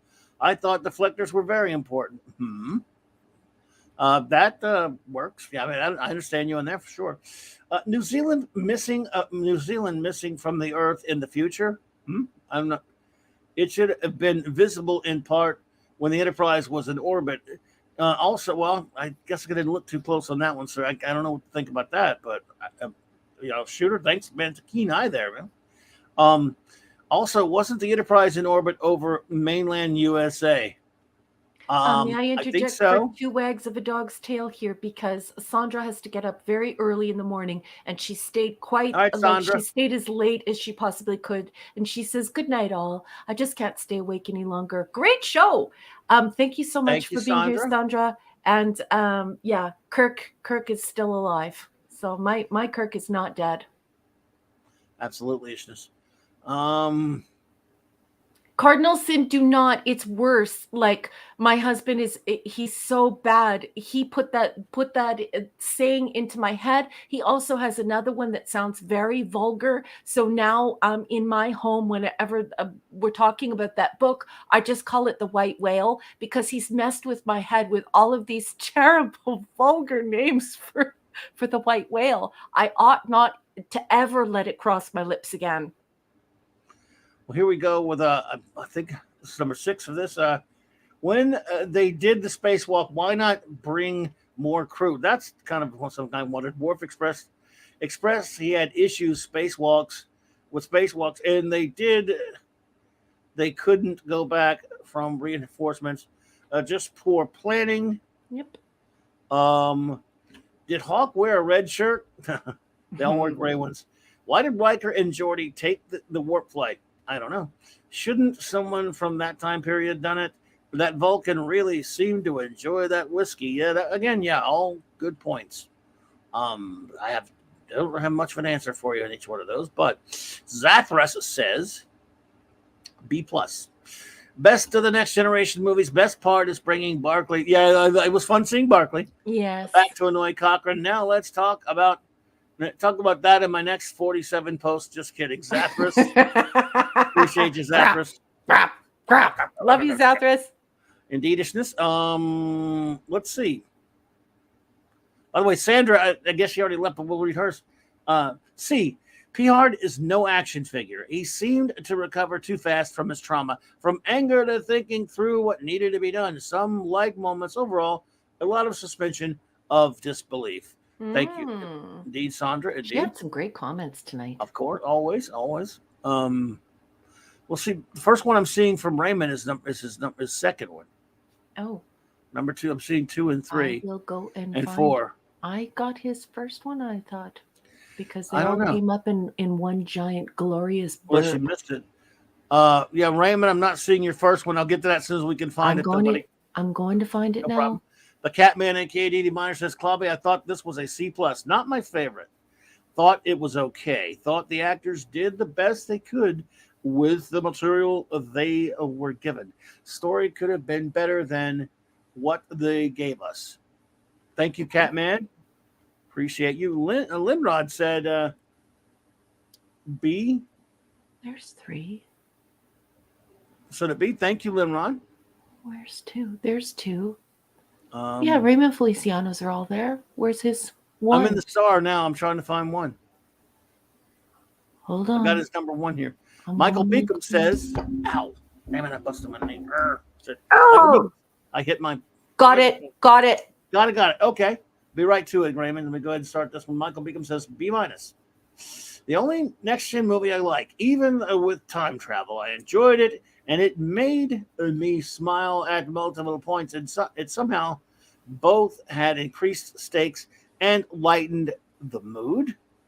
Okie dokie. Let's see here. Eric K, you're so fast. You're like, it's ridiculous. You and Chris and Jill, you guys are crazy. Chris is so fast. You know that Chris found the last comment that YouTube vaporized? He actually found it so quickly that Thank I you, Chris. couldn't find his reply in the chat. Thank you, Chris.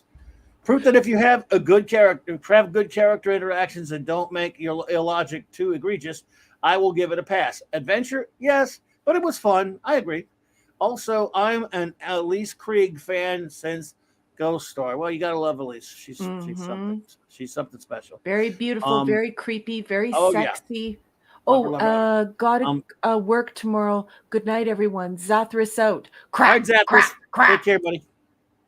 Take care, Zathras. Even Borgified, she was somehow sexy. Watching Picard trying to act macho reminds me of when my sisters took my G.I. Joe guns, giving them to their Ken dolls to make them look tough. Doesn't work. What Good an one. amazing comment. I love that comment.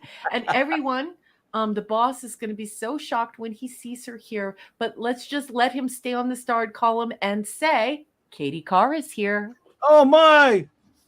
Katie Carr. Oh, my goodness. It makes me so happy to see you here, dear. We love you and so glad that you are here, and we hope you are doing well. How's school? How is how's it ballet? going? Let us know how it's going. How's your mom? Find Raymond's first one. Oh, there it is. Okay, I got Raymond's first one. By the way, you can put your review of Generations if you would like to, Katie. What do you think you want us to read? I think I just start them both. Okay, good. Raymond Feliciano says B+. The debut of Poopy Stew as an action hero. I'm not overly satisfied with the Worf's appearance. I already did read that one. I'm sorry. It's okay. That's my fault that you had to go back and find that because okay, I forgot that I read it because I'm an imbecile. No, you're not. There are lots of comments tonight. You've read over 100 comments when you're finished this batch. So be nice to yourself, please. No, that's never going to happen. You should know that by now. Losing battle there. Cromwell is the best part of the movie. Best line in the movie, assimilate this. Where is the Defiant? Tough little ship. Let's see here. Hang on a second, Raymond. I forgot. I don't know how I forgot that. Wait a minute. That was 2 or 3. Here's 3. Lieutenant Hawk was an underrated character. The E is amazing. Yeah, I liked Hawk, man. Neil McDonough, good actor. He was terrific. And they should have kept him. The song on the Phoenix is spot on. Yes, it works.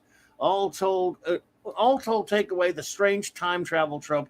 This is a good movie. Spoiler: we see them again in STE, Star Trek Enterprise, of course. Mm-hmm. Yes, true enough. Well, thank you so much, Raymond. Beautiful comments. Great comments. Remember the 10 Maxim? Yes, yes, sir. Yes, please do. Dave J. Sound says, this is scrupulous action adventure Trek canon. Writing, acting, FX, cinematography, all well done and entertaining. This movie is just a super TNG Trek fun fest A+. Beautiful. Excellent review, Dave. Thank you. Indeed, absolutely. Rob Aldis, I give it a B-. It is the best of the TNG movies. Indeed. Oh, nice. Absolutely. I'm with you. B+ for the great Pat S. Movies should have ended here. That will do, pig. That will do. Oh, so hard. Wow. Dude, simply Steve says B-. 5 out of 9 billion, all Borg with another time. Let's see. All Borg with another time plot, and second in a row, Cochrane was not what Starfleet personnel would have thought in science fiction or Starfleet history. Sorry. Classes, a drunk loner with a dilapidated missile. Mm-hmm. No, I hear you. I hear you on FM, friend.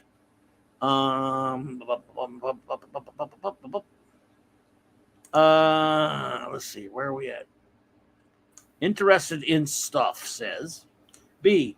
I hate time travel Trek, but this was okay. Data's face skin, the hairs, and I loved Cochrane's ship launch. The idea the Vulcans actually detected the Enterprise E was warp signature space was warp sig spacey. I'm not sure if actually detected the Enterprise warp sig spacey. Okay, well I don't think they did detect it because they were able to hide it. Probably they didn't have the warp. Let's see here. The Vulcans Yeah, they do say that in the film. technology. They say that they masked their. They masked it. Yes. Yeah. The great Kal-El says, "Hey, although this movie did have its flaws, this film is my absolute favorite of the films with the TNG crew. I suppose the Borg had its own budget cuts because they were only able to afford to send one Borg cube to Earth and a defective one too. Apparently, since it was destroyed relatively easily. Sorry, it was really nice of the Borg to leave the time vortex they used to escape into the past for the open for the Enterprise E to follow. Otherwise, the movie would have been over by now. That being said, the film's humor was genuinely funny at times. It didn't seem forced, like a movie I just saw the other day called. Never mind. Anyone in the slightest. The admiration of that Picard and other members of the crew had for Dr. Cochrane's future achievements was somewhat charming and even relatable, as was Picard's awe at seeing, and being able to touch the Phoenix warp ship in particular, as I'm sure many fans would have loved to have been able to do that very same thing. Certainly, Picard realizing the road he was. I have to interject very quickly. I'm sorry. JD Lewis is leaving, boss. Good night, buddy. Have a good one, JD. Night, JD. Thank you for being here, sweetheart. Indeed. Currently on with his Invetta against the Borg, and of course, correcting in time to save Data was admirable, though. Sorry. The best part of this movie, in my opinion, in addition to the introduction of my favorite version of the Starfleet uniform to this day, is the absolutely wonderful musical score. It is the most moving piece of music ever put to film and is grand and epic in scale. I love that soundtrack. I listen to it all the time. Jerry Goldsmith was a genius. Of course, he did the original motion picture music and so much other stuff. I'm right there on the same page with you on that one, Kal-El. I thought it was a wonderful score. Agreed. Just incredible stuff. Phantom Outsider was on. It says B, as in bye-bye at Hawk. Ensign Lynch, we barely knew ya. How did Worf get there? DS9 to Earth Warp 9 is like 30 days. Well, not 30 days, but it's a good while. I don't think it's 30 days though, but it's a bit. It's like takes him like a week or something. I guess he just happened to be in the area, buddy. Also, you'd think some rock and roll would have made it to the 24th century. One would assume, wouldn't one? Hang on a second. I'll find his other one. Wouldn't want was the song Cochrane played. Wouldn't what was the song? What was the song? Sorry, I'm going too fast. Cochrane played in his first flight. B, in the trivia games of the future. Wouldn't what was it? Okay, gotcha. One would think, I don't believe a guy whose arse Saran kicked killed the Borg. Well, he had a lot of help, buddy. He did. Wow, but not. Yeah, Katie Carr, Magic Carpet Ride by Steppenwolf. I love it. Cyber Soldier says, A, decent time travel plot, good upgrades to the uniforms, and the new Enterprise. Call back to Picard hatred of the Borg, assimilate him. Good balance of drama, scenes, and humor. Hang on a second. Find your next one. Give me a second to find your next one there. Okay. Love the improvements in the special effects to the Borg, from drones to the cube. Also, no scenes dragged or didn't seem to just take up time. Thank you so much, Cyber Soldier, for that review. Let's see. Pleasant Valley Picker says A minus. The line must be drawn here or no, father. When he screams no and smashes the models of the various Enterprise ships, it is an epic moment. It is. I always turn to my husband and say, "You broke your little ships." He broke your little ships. Yeah. He did break his little ships. I love seeing Picard finally getting some action hero moments. Alfre Woodard as Lily is an interesting character. She is a black woman that is strong, but she's not a Mary Sue. Okay. She's a very good character. I agree. She's afraid, and it appeals to Picard to save them. Steppenwolf's magic carpet ride in the first warp blast off is awesome. But so's Roy Orbison's Ooby Dooby. Oh yeah, gotta love that. I love Roy Orbison. Steppenwolf's album, the second with the song, was one of the first rock albums I bought in 1971. So hearing it means a lot. Kentucky Fried Blues is better than Magic Carpet Ride. Just want to get that out there. Just want to put that out there. The drunken humor with Counselor Cameldo actually makes her endearing. The Borg Queen is both repulsive and a bit sexy. Data has great moments with her. Overall, a film I really enjoyed. And hang on a second. He has another one somewhere. That was supposed to be 4 or 5 or something. Did I miss one? Thank you so much, Cardinal Sin, for the 1999 super sticker. Isn't that so kind? Another generous gift to you from our good friend Gil. Thank you, Cardi. Thank you, Gil. You're too kind, buddy. Appreciate you. Thank you so much. We got another one from Raymond. B plus, the debut of Poopy Stew as an action hero side, not overly sad. Okay, it got put back up there or something. I'm just going over it again because my memory's crap. I can't find the other one by. You might have some difficulty with Diesel's as well, because I think Diesel just put 1 of 4, 2 of 4, 3 of 4, and then 4 of 5. But Diesel just has 4. Don't ignore his numbers. Oh, no, 5 of 5 is here. Well, didn't so now Diesel has 5. Sorry. Pleasant Valley had another one somewhere? He had one more.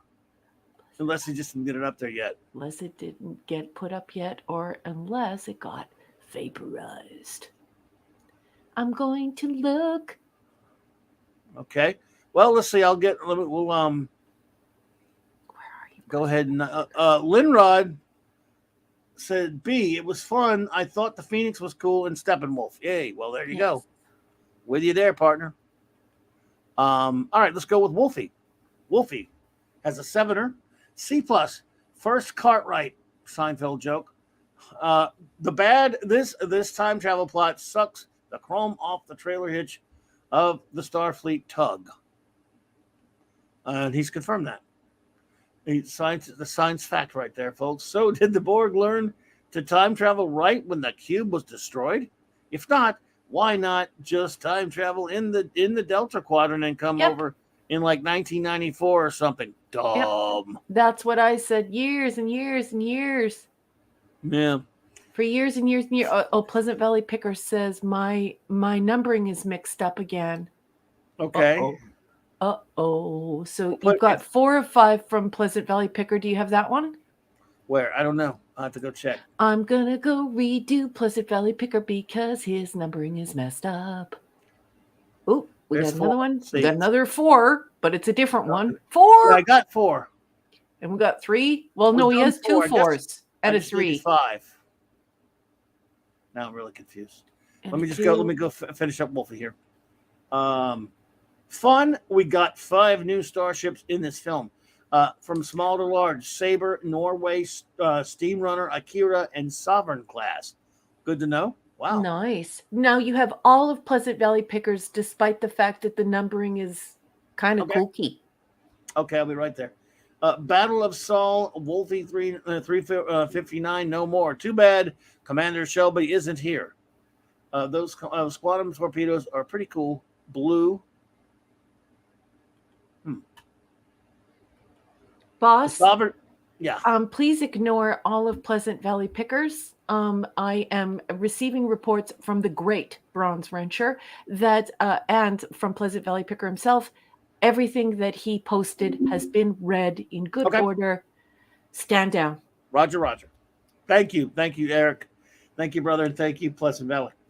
The Sovereign class Enterprise E is surprisingly a 10.5 foot model and not a CGI creation. Lots of callbacks to the Constitution class and Excelsior class TOS movie era ships. I really do like that E. I love the models. love Don't you that guys ship. love the models? I just love the models.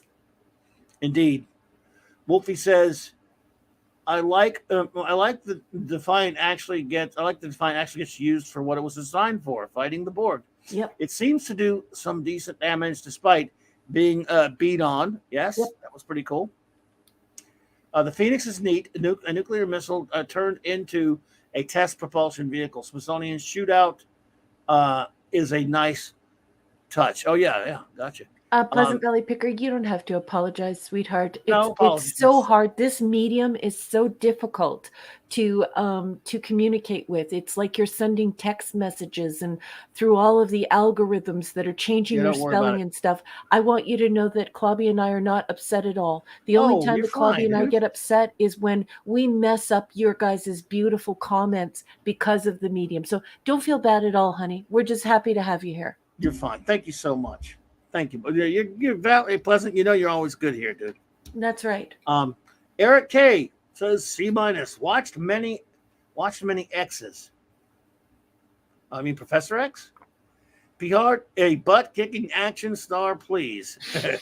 Never understand why Borg organic parts do not freeze in space and why they need no oxygen. That's right. Do the Borg have magnetic boots to stick? Yep. Yeah, I guess so. Yep. I suppose they do. Eric is your typical intelligent science fiction fan who instantly starts to go, wait a second here, how's this happening? And that is the unfortunate thing when you have a bunch of normies trying to write science fiction for people who really like science fiction. Our wonderful friend Katie Carr, and just always so good to see you, Katie. We always miss you when you're not here, so thanks for popping in. Always pop in when you can. Yes. Says, I can't believe I missed your review of my favorite Star Trek movie, which is which one? Generations? Feel terrible. Oh well, Generations. I did not know it was your favorite. Okay. Yeah. You're probably better off missing our review of it, to be honest. Yes. But we love you though. So 10 out of 10. Great story. Love Duras sisters. We just didn't like them getting killed, but you know. Kirk equal hero, though time and Picard's speech equal. There you go. Well, there you go. Nice. You could have voted in our poll. But yeah, you don't want to hear our review of it, though. No. Trust me. We're mad at what they did to Kirk. But anyway. Yes. But love you, Katie. It's just First Contact, 10 out of 10. A great Borg storyline catapulted the entire franchise as a prequel for Voyager in 7 of 9's arc. True, yeah. Brannon and Berman really knew what they were doing when they wrote this. Well, thank you so much, Katie. And she wrote something else here. Just got back from MIC. Oh, well, not too long ago, training with American Ballet Theater. My goodness. Great experience. Loved the city. The food was fantastic and lots of history to explore. That is fantastic. Oh, I'm glad so you're proud doing of you, sweetheart. Yes. Keep shining, honey. Keep shining. Absolutely proud of you for that. Absolutely. Fantastic. Katie's the best. Okay. You're not an Anaximander. I gave it a C+. At least I was able to remember this one. And I like the Zephyrin Cochrane character. Remembering it's important. So there you go. J.D. Lewis, I do believe, had to depart, but says A+. The second best ST movie after Wrath of Khan. Bedtime now. Good night. And see you Monday, my friend. Yeah. See you Monday, J.D. Lewis. I know he's not hearing it now, but Commiserations, sir, and salutations. So we'll get back to some of our regularly scheduled ones. If you, number one, would like to take over and handle Jill and ED. Okay, I'm going to go over to the start Switching column. in now. Oh, and look at this. Okay, so antiderivative Jill is up first. Hello, you gorgeous nerd. I love you. What do you got to say about this one? She says she's got a 3-parter. She's going to go ahead and give it an A-. She says the Enterprise E is gorgeous, but my favorite ship, but my favorite ship in this movie, I think she wanted to say, is the Phoenix. Phoenix, yeah. I love seeing the first warp ship and first contact with the Vulcans. Yeah, I do have to say in 1986, that was my favorite thing as well. Mm-hmm. 2 of 3. It's not Trek. It's a fun action space adventure with splendid performances and great one-liners earning this score. Bit of a typo there, but that's okay. Maybe Geordi shouldn't have told Cochrane all about his future. It's true. Yeah. It's kind of funny, though, because that creates a paradox, because then it's like, is that what's humbled him? Is that what made him think, oh boy, I'm a narcissistic jerk? Maybe I should quit drinking and be a nice guy. So that opens all that up. But yes, point taken, Jill. And then 3 of 3, she says, a Borg queen undermines the homogeneous collective mindness of the Borg into a hive. But grafting skin on data is an interesting sensation. If only they would have cut out the intimacy. Yeah, the Borg are... Yeah, that was different. Yeah, and it is homogeneity. It is like, so you have all these ants, and they're all supposed to be ants, and the writers' room struggled to find out how they could bring that voice to bear without giving them a queen ant, and so they just went for the ant or the beehive thing. And yeah, I thought it was weird because we're used to thinking that they They're terrible creatures. They're the Borg. I don't know how they started once they changed their storyline from conspiracy, because it just leaves you wondering, okay, well, this isn't a species you can help. These aren't good guys. They go around the galaxy chopping up bodies and putting computer parts into them. So and they're drones, and they have no feelings, and they're very odd. They're like numb. They're zombies. And so watching her be sexual like that, yeah, I also thought that was weird. Thought it was weird. And then Raymond Feliciano, remember the 10 maximum. Okay, that was a beautiful review, Jill. Let's go on to Enigmatic Drop Bear. He's got a 3-parter. He gives the movie a B-. He says, this was an action-adventure movie using Star Trek characters and some of its lore, rather than a movie built on Roddenberry's principles. Totally agree. 2 of 3, it is a vast improvement over Generations, but still suffers from logic problems, like the time travel aspects and the moon supposedly masking the Enterprise's warp signature from the Vulcans. Yeah, from the Mulkins. Can you tell that I'm tired? I just said Mulkins. 3 of 3, similarly, Geordi supposedly being able to create the Borg's temporal vortex to return them to their present by reconfiguring their warp field is highly problematic. And now I have marbles in my mouth, so I'm going to stop talking. Going over to the live. Oh, and there's another gift for you. Better get that one up there. Okay. Sorry for brutalizing your replies, guys. After 3 hours, I guess I'm tongue-tied now. I apologize. I love you. Sorry. You're good. The line must be drawn here. Thank you, Cardinal Sin, for the 199 super chat. You're too kind, buddy. Thank you. No further. It looks like our engineer may be here. He might have some reviews for us. So I don't know, but let's continue. I starred him. He made a very cute comment. Well, let me continue here. Michael Beacom says, want to start a fight with my group of friends. Ask who is the best film composer. I jump to my feet saying Goldsmith with my others, Williams, and other Bernard Herrmann. Mm. I picked Williams, buddy, but I love Goldsmith and Herman. I love them, but I don't think the body of work of unbelievable masterpieces for movie scores. I think Williams has more of them, to be honest. Yeah. But he has more, I guess, more that are outrageous, out there as just fantastic classics. Yeah. Body of work of competent to great work, Goldsmith. But Herman's great too. My pick is Williams, but I wouldn't fight you over it. I would respect someone picking Goldsmith. I love that They're both Michael gods. Beacom is so good at this medium. I love that how he included the visual. He says, "I jump to my feet and say," just really, really nice, Michael. I love your messages. Thank you so much. Well, yeah, absolutely. You can picture Michael Beacom jumping to his feet. Indeedishness. Oh man, I think I accidentally got rid of some of the Diesels. I need to go back and find Diesels. He's at 1156 and beyond. Let me go back and get it, Diesel, so we can it lets you go back to all of it. I think I unstarred one by accident. Oh no. And it's my buddy Diesel. I'll go find him. No, I'll get it. I put them all together. He's really good at that. No, I got him because he loaded them up. I got him because I knew I looked at the time. So here we go. Now I can start. Oh, beautiful, beautiful.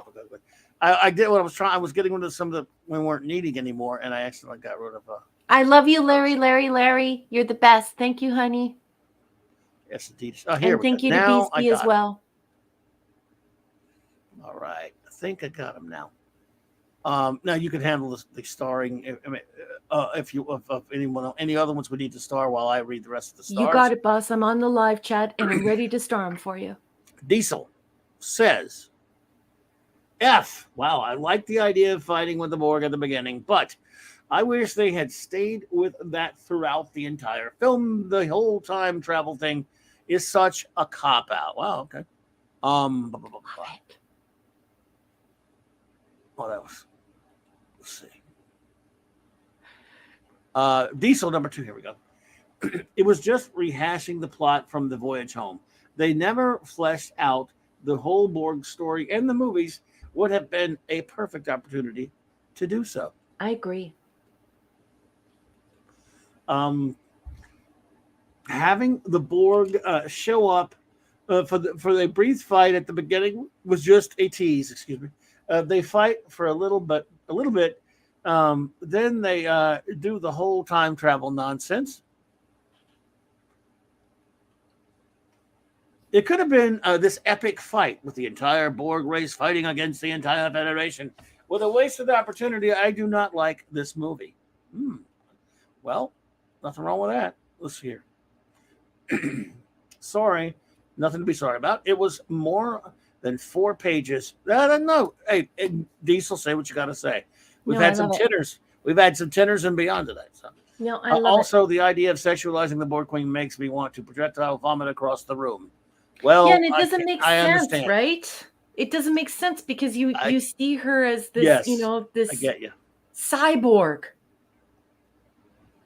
Right, I get you. I didn't really think it was that good either. So with that part, I love that review, either. Diesel. Thank you. Well done, Diesel. Well done. Okay, well, let me see here. Let us take a look. Oh, Henry Mancini is amazing. Well, yeah. Larry, I love Henry Mancini. A lot of great film, movie composers. Okay, let me refresh my screen here, and then we will take a look at our second poll of the evening. Now, I was giving our chance to. I guess our chief engineer can't make it. Must have got busy. He dropped in and said hello. He did. He said that he just got back from the Nexus. No, here comes. He's here. It's up. It's here. I think it's too. I don't think we want his. Does anyone want his reviews? I'm doing a poll right now. Does anyone want the chief engineer's reviews? Oh, they said no. Where's 3? There's 3. If he's going to go AWOL and, and take an illegal trip somewhere like he did, then we don't want him here. Just kidding. Okay, so here we Look at all these beautiful comments. I love that I'm in a room full of people who instantly start naming their favorite composers. Do you have any idea how much I love all of you, how important you are to me, and how wonderful I think you are? And Larry Vangelis. Oh my goodness, right? The Vangelis beach. just passed. Yeah. He did the beach scene. Oh, So is this what are we doing? Did you Generations also? Mark, didn't you could do Generations also if you want to. We'll wait. and He didn't say Diesel anything about loves Generations. James Horner.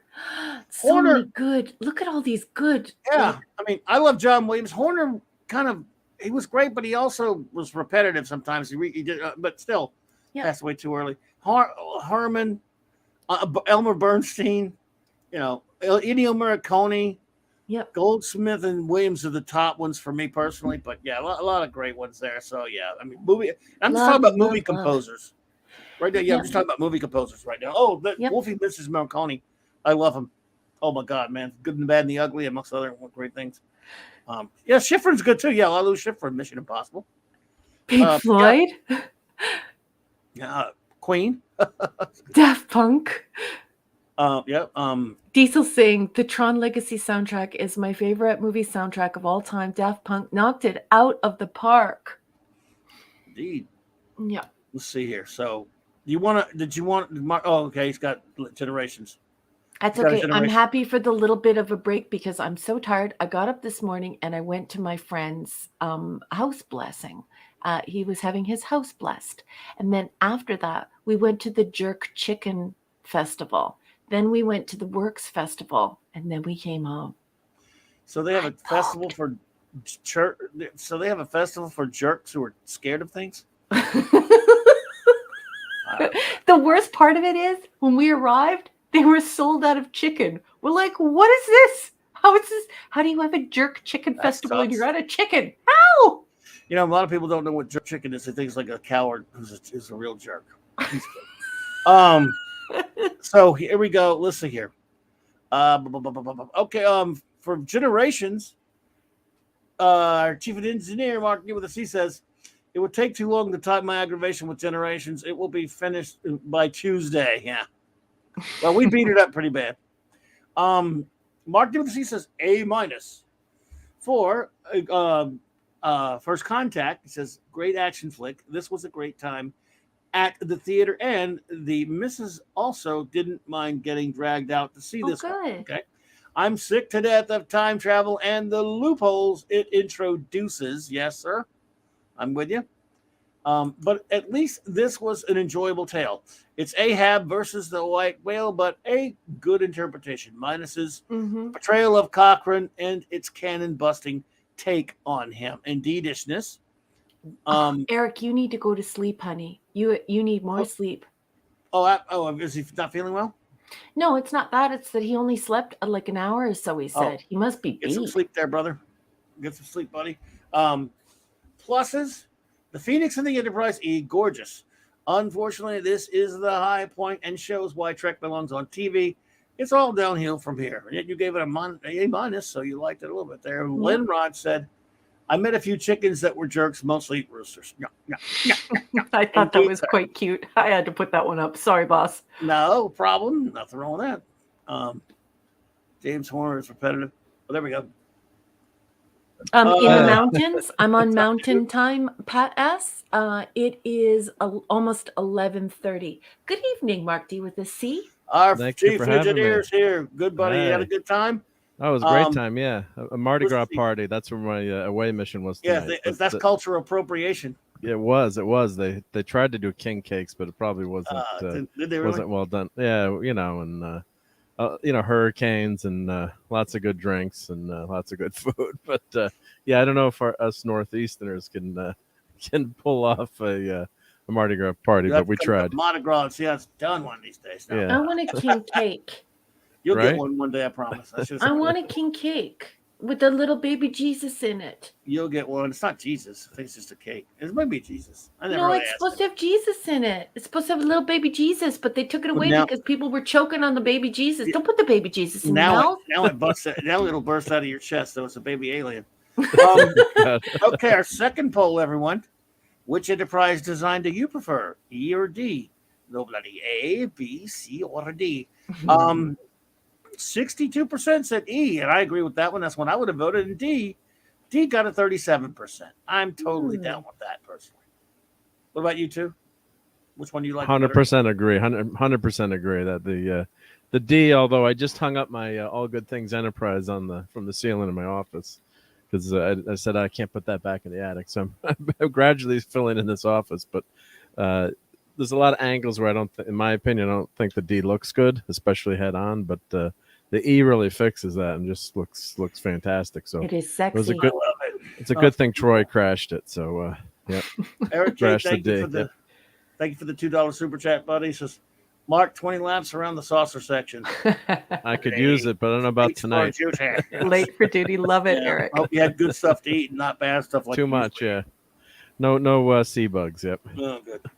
I'm starving. No clams. No clams. Pink tongues on pizza. No, I'm we hungry. had salmon and other side dishes, so it was good. Yep. I Would you love eat salmon clobbering times or no? You want to eat salmon? I might. You might. Okay. I like it's not a some sea fish. bug. Now, come down here and eat some fried catfish. Oh, I Dude, love like fried that. catfish. So good. All right, so That I you can do have. eat some aquatic things. All right. I eat some fish now. Fish, Yeah. He just doesn't eat things that are disgusting. Jill, yeah, she crashed the ship probably because she much as went from having a bachelor's in counseling, which we're not even sure she even has a bachelor's in counseling, to taking a week to become a commander. And she learned astrophysics, she learned engineering, she learned propulsion, she learned the con, she learned all of that. She even learned how to calculate super calculator. the warp engines, and she learned it all in a couple of days. She's amazing. Larry doesn't like any TNG ships. He says next generation ships are ugly. He doesn't like any one of them. He didn't vote, I guess. So that's because Larry is the best person. I forgot to make a third option like they both suck. I'm sorry. But duly noted, Larry. Rob says no fish on pizza. Oh no, yeah, you don't put fish on pizza. Yeah, you're right, Rob. And fish. I mean, fish is fine. Clams aren't fish. I like like a haddock or cod or something like that. I mean, yeah, fish is okay. I mean, it's not my favorite anything, but once in a while when I'm at a fish fry down here or something, and they have that. I've had some really good catfish. Fried catfish. The best way to have catfish is on a bed of really, really nice rice, very flavorful, delicious rice with a ton of homemade tartar. But another way, the best, it's such a good way to have catfish, is you go to the southern barbecue place here and you get the sandwich. They do a catfish sandwich. So it's an entire mondo fillet of catfish. It's battered and deep fried. They take it out, they slather it in mayonnaise, and then they put lettuce and tomato on it, and they put it between a beautiful Italian bun, so it has a lot of nice bite, and it's super buttery. That is delicious. That is a good lunch. Number one, take the conference. I gotta go take a pill. Okay, go take your pill. I forgot to take one of my. Go take your pill right now. We'll wait for you. Right. Dun dun dun dun dun. dun. So Cap has pointed to the Phoenix there. Yep. Yeah. And what are we talking about here? Yes, this is what I wanted to show you. This is some harassment coming from Pat S. Mark eats clam tongues. So disgusting. Oh, so you guys gross. don't know what you're missing. And then, of course, we have Larry saying TV Enterprise 66 to 69 and the Enterprise Refit 1979 are the best. I agree, Larry. And Nirot Anaximandabear says, what about sushi pizza? That is a hard no. You know what goes on pizza? Pepperoni and bacon and cheese. Well, that's good too, yeah. That's what goes on pizza, not sushi. Oh, here comes my noisy neighbors biking by my house. I have the window open. It's hot here. I'm sorry. And Wolfie says, I still like the Nebula class. The Prometheus class is my Starfleet crack. And Lenrod says, invite me over, Mark D with a C. I'll try fish on a pizza. Let's see, here we go. We got to take. Oh, no, Captain America. And Eric is cooking up deliciousness once again. I have actually seen Eric K's fish and chips and his homemade tartar sauce. It looks divine. Whoa, the whole chat just like jumped Oh, it did, yeah. majorly. Like 15, 20 new posts. There we go. Diesel says, at first, I really didn't like the E, but looking at them both closely now, the Enterprise E is a far superior design, I think. Looks pretty badass. And Dave G Sound says, peanut butter and tuna sandwich on rye. Oh, I wouldn't eat that. That sounds really gross. And yes, Lenrod, that Spider-Man is actually famous on Mark's show and here at the 735 Club. We call him Restless Legs Spider-Man. He is solar charged and he just never stops moving and grooving. And thanks to my mom for getting me that. Yeah, nice. Yeah, some of that food. I'm getting hungry. Stop talking about food. It's a no food zone on Saturday nights. No Bad enough on Sunday night geekery. Yeah, that's what happens, right? Yeah. Oh my God! All I had was a salad today. Dave G Sound suggested that we have peanut butter and tuna sandwiches on rye bread. Don't make me turn this stream around. All right. Well, I can give a quick question on Generations because unfortunately I have to go watch the rest of the show that I missed because I'm always look forward to. Nah, you didn't miss much. We were not too nice to it. The one thing I got to say is I wouldn't have minded as much if Kirk had died saving the new Enterprise. Although Cameron should never be helming it, in charge of the Enterprise. But but it was I didn't mind a heroic death for Kirk. But I'm sure you talked about it, and I didn't get to put up a full review. But yeah, when the way they done him dirty, and then although I did like his last line, it's been fun. I thought that was a great Kirk. In my opinion, a good Kirk line, but I just didn't. No one wanted him to see him go out that way. And I'm sure you talked about why Nimoy didn't want to be part of the movie and all that stuff. But the one thing that drove me crazy with the ridiculous Nexus time travel and is, when they had the chance to go back in time to redo things, why didn't they just go further back and just nail Malcolm McDowell at an earlier time when he's on the Enterprise? We all said that. Right? Okay, it was not just me. Jill, I've been saying that. Wolfie, we were all right, Diesel. Yeah, Michael Beacon, have a good one, man. Good night, Michael Beacom. Yeah, Michael for years Beacom's I've been leaving. saying I that. didn't see that. Where? Right Michael Beacom. Oh, here it is. Good, buddy. I start work in 5 hours, guys. I have to crash. Oh, nice. So listen from bed. This stream was way more fun than the subject matter suggested. Have a good one, all. Thank you. Michael, tell Cassandra we said good night. You guys are such lovely people. Sweet dreams and don't work too hard, my wonderful friend. Thank you so much for supporting this show and for your wonderful comments tonight. You know how much I enjoy your company, Beacums. So bless the Beacums. Have a great night. Take care. Yeah. So yes, all right. So you all said that. I'm assuming that was a major thing. I was screaming in the movie theater. It was almost like a scream, like just go further back in time so you can get a phaser or take him. All right, so it's not just me, but I wanted to. No. It's just been like my friends, and then I wanted to get that off my chest too at the show. But all right, well, Well, we wanted to go back and save the millions, if not billions, of people that he had killed. And I think the three loudest voices for that were Eric K, Jill, and I. We were like, let's go back and save all the people. Can we go back and save the people, please? Let's go get all those people and put the temporal, put the timeline back in order. And this isn't the way it's supposed to be. This needs to be corrected. And so, yeah, we're all, it's because we like science. And if you like science, you like science fiction. And if it's not science fiction, you're like, hey, wait a minute. This stinks. Thanks. What are you doing? Yeah.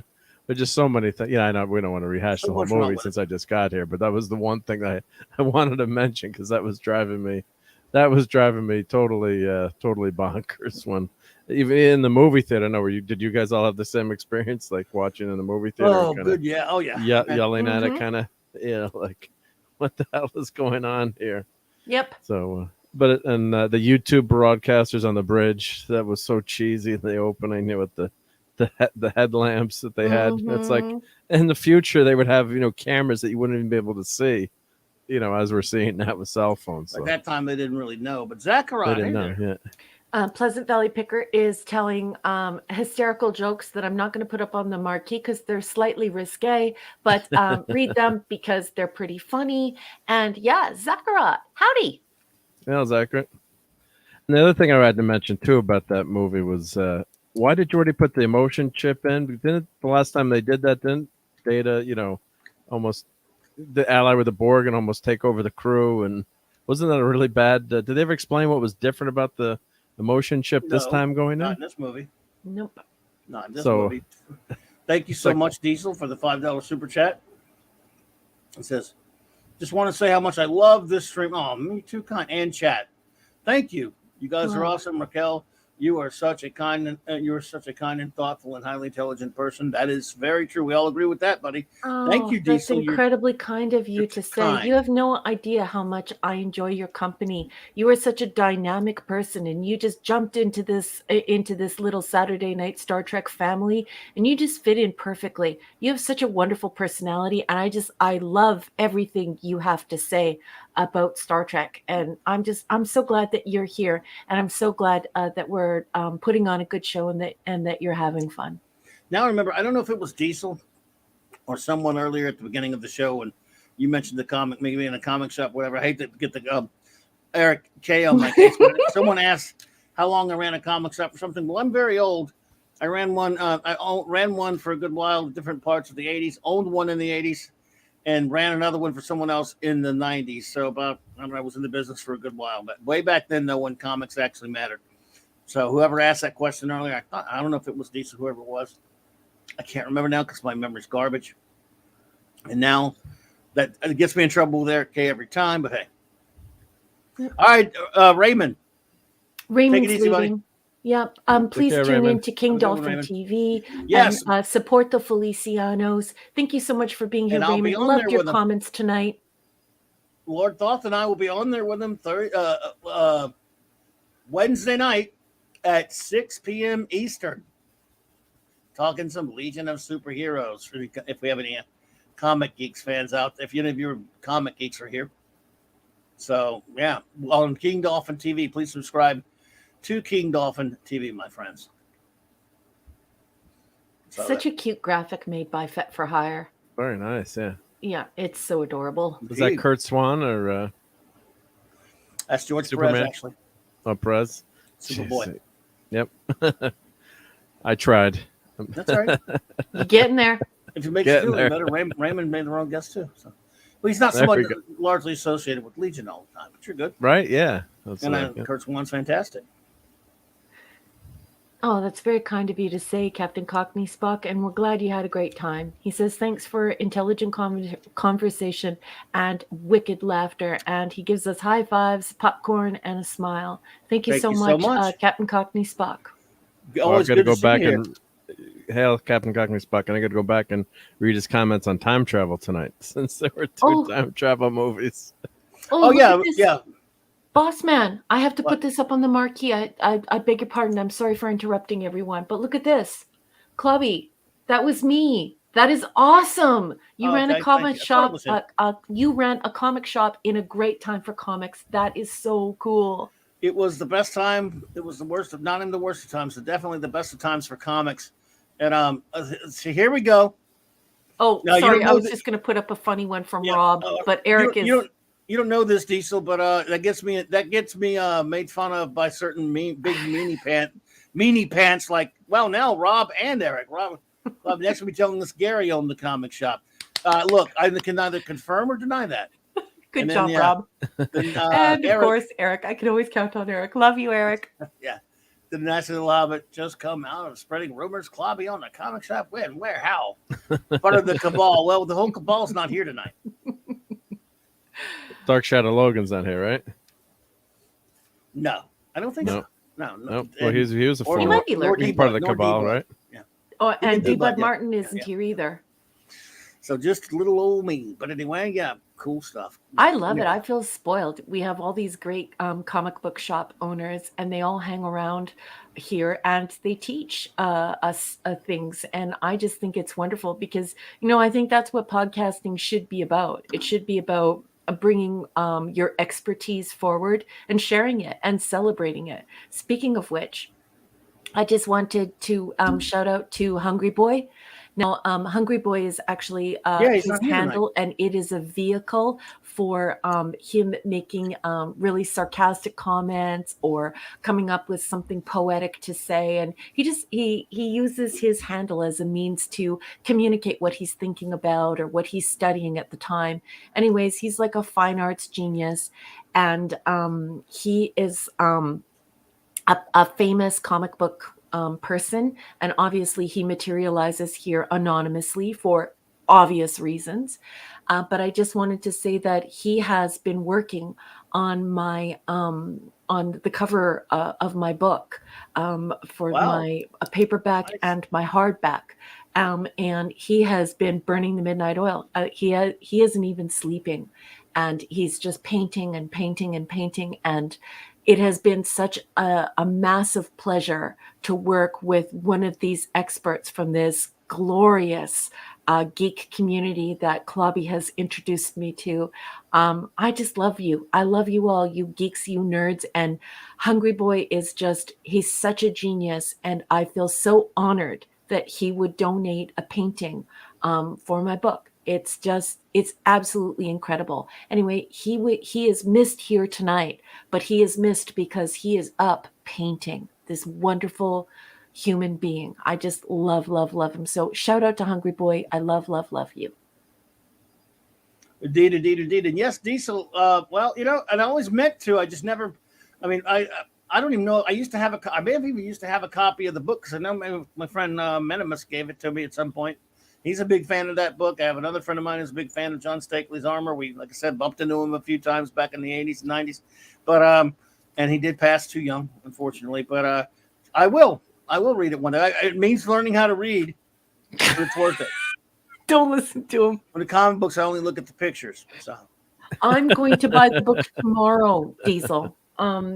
We have a place called We Book In here, and it's in our university arts district. And it's, I think the paperback is like $14 through Amazon, and then you have to pay to have it shipped. Whereas if I get it at WeBook, I can get a gently used copy. So I'm going to get my butt down to WeBook In tomorrow in the arts district where we're having a works festival. It's all these different artists from all over the world, beautiful paintings, and you can buy art there. So we're going to that tomorrow. And while I'm there, I'm going to pop into the WeBook and I'm going to grab Armor by John Stakely. So I'm really excited about it. I have it here on a Post-it note. Do you hear that? Real Post-it note, and I'm buying it tomorrow. Thank you for the suggestion. The only anecdote I have, Diesel, about meeting him really was two of them. There was one, a buddy of mine constantly trying to hit on his girlfriend in Stakely's. And another one at Dallas Fantasy Fair one year where I was told a friend of mine who was watching one of his readings. He was reading his book to a crowd. Odd Man Out, welcome, good to see you. And some woman got up and walked out into the back while he was reading, and he looked up and he said, "I hope you die." And he started reading it. So that's John Stakely. That's a way to keep your audience and happy. He waited till and she was potential gone. At customers least happy. no, he waited till she was gone, and he did it to amuse his audience. Yeah. So, Yep. I like how that brought Odd Man out of the lurk. Odd Man Out, so good to see you. Odd Man Out says Armor was awesome. I didn't like that Stickley was criticized for not being scientific enough. Yeah, science fiction is definitely like it has a spectrum, and it's okay to do soft science fiction. Not all science fiction has to be hard science fiction where it's like you're looking up the DOIs of research and making sure that it's correct. So Odd Man Out, I'm there with you. If you want to do soft science fiction, I think that you just go for it. Well, Diesel and Oddman, now since you've read Armor, did you read his other famous book called Vampires? The S at the end is a dollar sign. John Carpenter made a movie with James Woods called Vampires, adapting that book. Some fans of the book didn't really like the way the movie turned out. So I was wondering, did any of you ever read that book? And did you see the movie? Just curious. Odd Man Out says, hail chat, hail panel. Odd Man Out, you've been missed around here. It's good to see you, fellow. Hey, absolutely. Good to see you. So yeah. Now, Mark, I know I cut you off from doing something, so continue back what you were doing there. Dude. No, that's okay. I just wanted to get that off my chest about generation. Cause I figured you guys would all bring up the same point, but that's what just was so frustrating. Like, and I said at the time to my buddy, I'm like, if they just let Kirk pass saving the the new Enterprise, that's a hero's way to go out, right? Even though it was kind of a hokey setup, and nothing being ready till Tuesday, and the ship is not ready for the cruise, and a skeleton crew. It was just kind of a ridiculous setup. But barring that, I like, if you're gonna let James D. Kirk perish, it's going to be saving a ton of lives or doing something incredibly heroic. So, but then to bring him back, and then to have all the horse, because Shatner loves horses, so of course they had to figure out a way to get them on horseback, and the time travel, and the Nexus, and Whoopi Goldberg, and I don't want to go through everything that's wrong with the movie, but I guess I did like Worf when the plank got not retracted but removed. That was a funny scene. The opening was with the Generations crew, the Next Gen crew was okay, I guess, but that was kind of fun with the holodeck. But other than that, it was just so, we're so upset when I don't think I fell asleep watching it again on Friday night. So that's how, I don't think I've watched it in all the years. I think I've watched it maybe like 2 or 3 times since seeing it in the movie theater. I don't know about you guys, but I guess Raquel watches it every year. I guess going in order. Yeah, she has to watch it every year. And if it's requested by my family, also on holidays, because as you guys both know in private, I don't really talk about this on air, but both Clobby and Mark know in private, I've revealed that my family and we watch all of the movies on big holidays where we have days off where we can visit with one another. So if my family requests the TNG films, we do the TNG films. But of course, I always start with TMP, and I'm like, can we start on TMP? So Easter and Christmas and the days off where a few of the holidays are strung together, we're able to watch the movies then as well. Yeah, indeedishness. Well, I don't have that story in front of me, Pat, but I would. I'll read it again soon, though. I really like you talking about the Roger Rabbit story from the other day. From Gary Wolf. It is very inspiring, though, for sure. I'd have to dig it up again. Read that story again, but you got to go to Clobby's Clubhouse. Oh, it is on my if you do Facebook, that is. It's a Baxter Building basement page. Actually, is what it's called. But it is. I did read it at the Clobby's Clubhouse thing. But yes, so. Oh well, thank you, Diesel. That's very kind of you. That's so nice of you to buy my stories. Thank you. I really appreciate it. Thanks, Diesel. Yeah. Very nice. Thank you, Diesel. Appreciate you. Well, I guess we're ready to start wrapping it up. Let's go ahead and get doing. We've got our reviews done. We hung out and had a little bit of fun. I'm sure everyone's ready to get out of here. So. Oh, I have a trick for you, Raquel, too, but you'd probably never take it. If you watch the shows on the computer, you can speed it up. So, like I'm watching Generation. Say there's a plug-in, so you say watch it like 1.25 speed or something. So. The pain is over sooner. You have to speed something up. I should let your family know about that. You can speed it up. No, don't tell my family that. No, don't tell it. So everyone, next week, of course, we will have Star Trek Insurrection and Star Trek Nemesis. So we'll still have fun though. And then Monday, let's see here. Tomorrow night I will be on with the great Doomcock on over on you all know, of course, you're familiar with him, I'm sure. The legendary Mr. My good buddy Lord Doomcock. I'll be on with him in Pop Culture Breakdown. Let's see here. What you got going on with your bad self, Mark D with a C? Well, other we'll than have Sunday night. Geekery? Yeah, we'll have Sunday night geekery. That'll be Oh, a blast as usual. forgot something. Sorry. Oh, go ahead. Yeah, what Tomorrow at 12 p.m., 12:30 p.m. Central Standard Time, in the daytime, in other words, I will be on the channel Makini Draws. He's an artist. Awesome. Yeah, I forgot I totally forgot. Well, I have it in my. I wasn't going to forget it because I have it made it as a reminder, but I almost forgot to mention it on the show. Makini Draws. He has a cool channel. I don't have a link of it right now. If anyone can help me with the link to that. He has a really nice channel. He's a very good artist. He wanted to have me on to talk about comic book art. So we'll be talking about that tomorrow on Makini Draws on, again, 12:30 Central Standard Time. So in other words, in the middle of the day. And then tomorrow night on Pop Culture Breakdown on Doomcock's great channel, our good buddy Doomcock. And then, of course, Mark has he has Sunday Night Geekery tomorrow night. I hope I get a chance. Yep. Hope I get a chance to make it to that. And Monday night, of course, Monday night Mark C Comics Talk, everybody. It'll be Comics Talk, that I can tell you. And dun, dun, dun, dun. Indeedishness. And we'll get back to the next couple of weeks, start doing some reviews and stuff. Yep. Maybe Monday night will be a review. I don't know. But let's see, what was I doing? So now I'm sorry. Now go ahead and continue, Mark. Well, I gotta get some videos. I was just so busy. I got a trip coming up the following week, and excuses. But always a lot of volunteer work. But I got some enabling to do. I got to do the enabling for the TMP movie. I got to get a video out on that, and also as Pat S has mentioned, the Superpowers collection with McFarlane is releasing again. That looks gorgeous. I got to do. It's out already. It's out, but I mean, just doing enabling, enabling on that just to remind people. But yeah, those figures look pretty awesome. So, but I'm trying to end my Orville 3D printing video. But as I'm having a lot of fun hanging out with these live streams. But as you know, the videos take some work to do. But I got to get some of them going. It takes some time, yeah. Absolutely. And again, Wednesday night, everyone on King Dolphin TV with Lord Thoth and I will talk some Legion of Superheroes with our buddy Raymond Feliciano.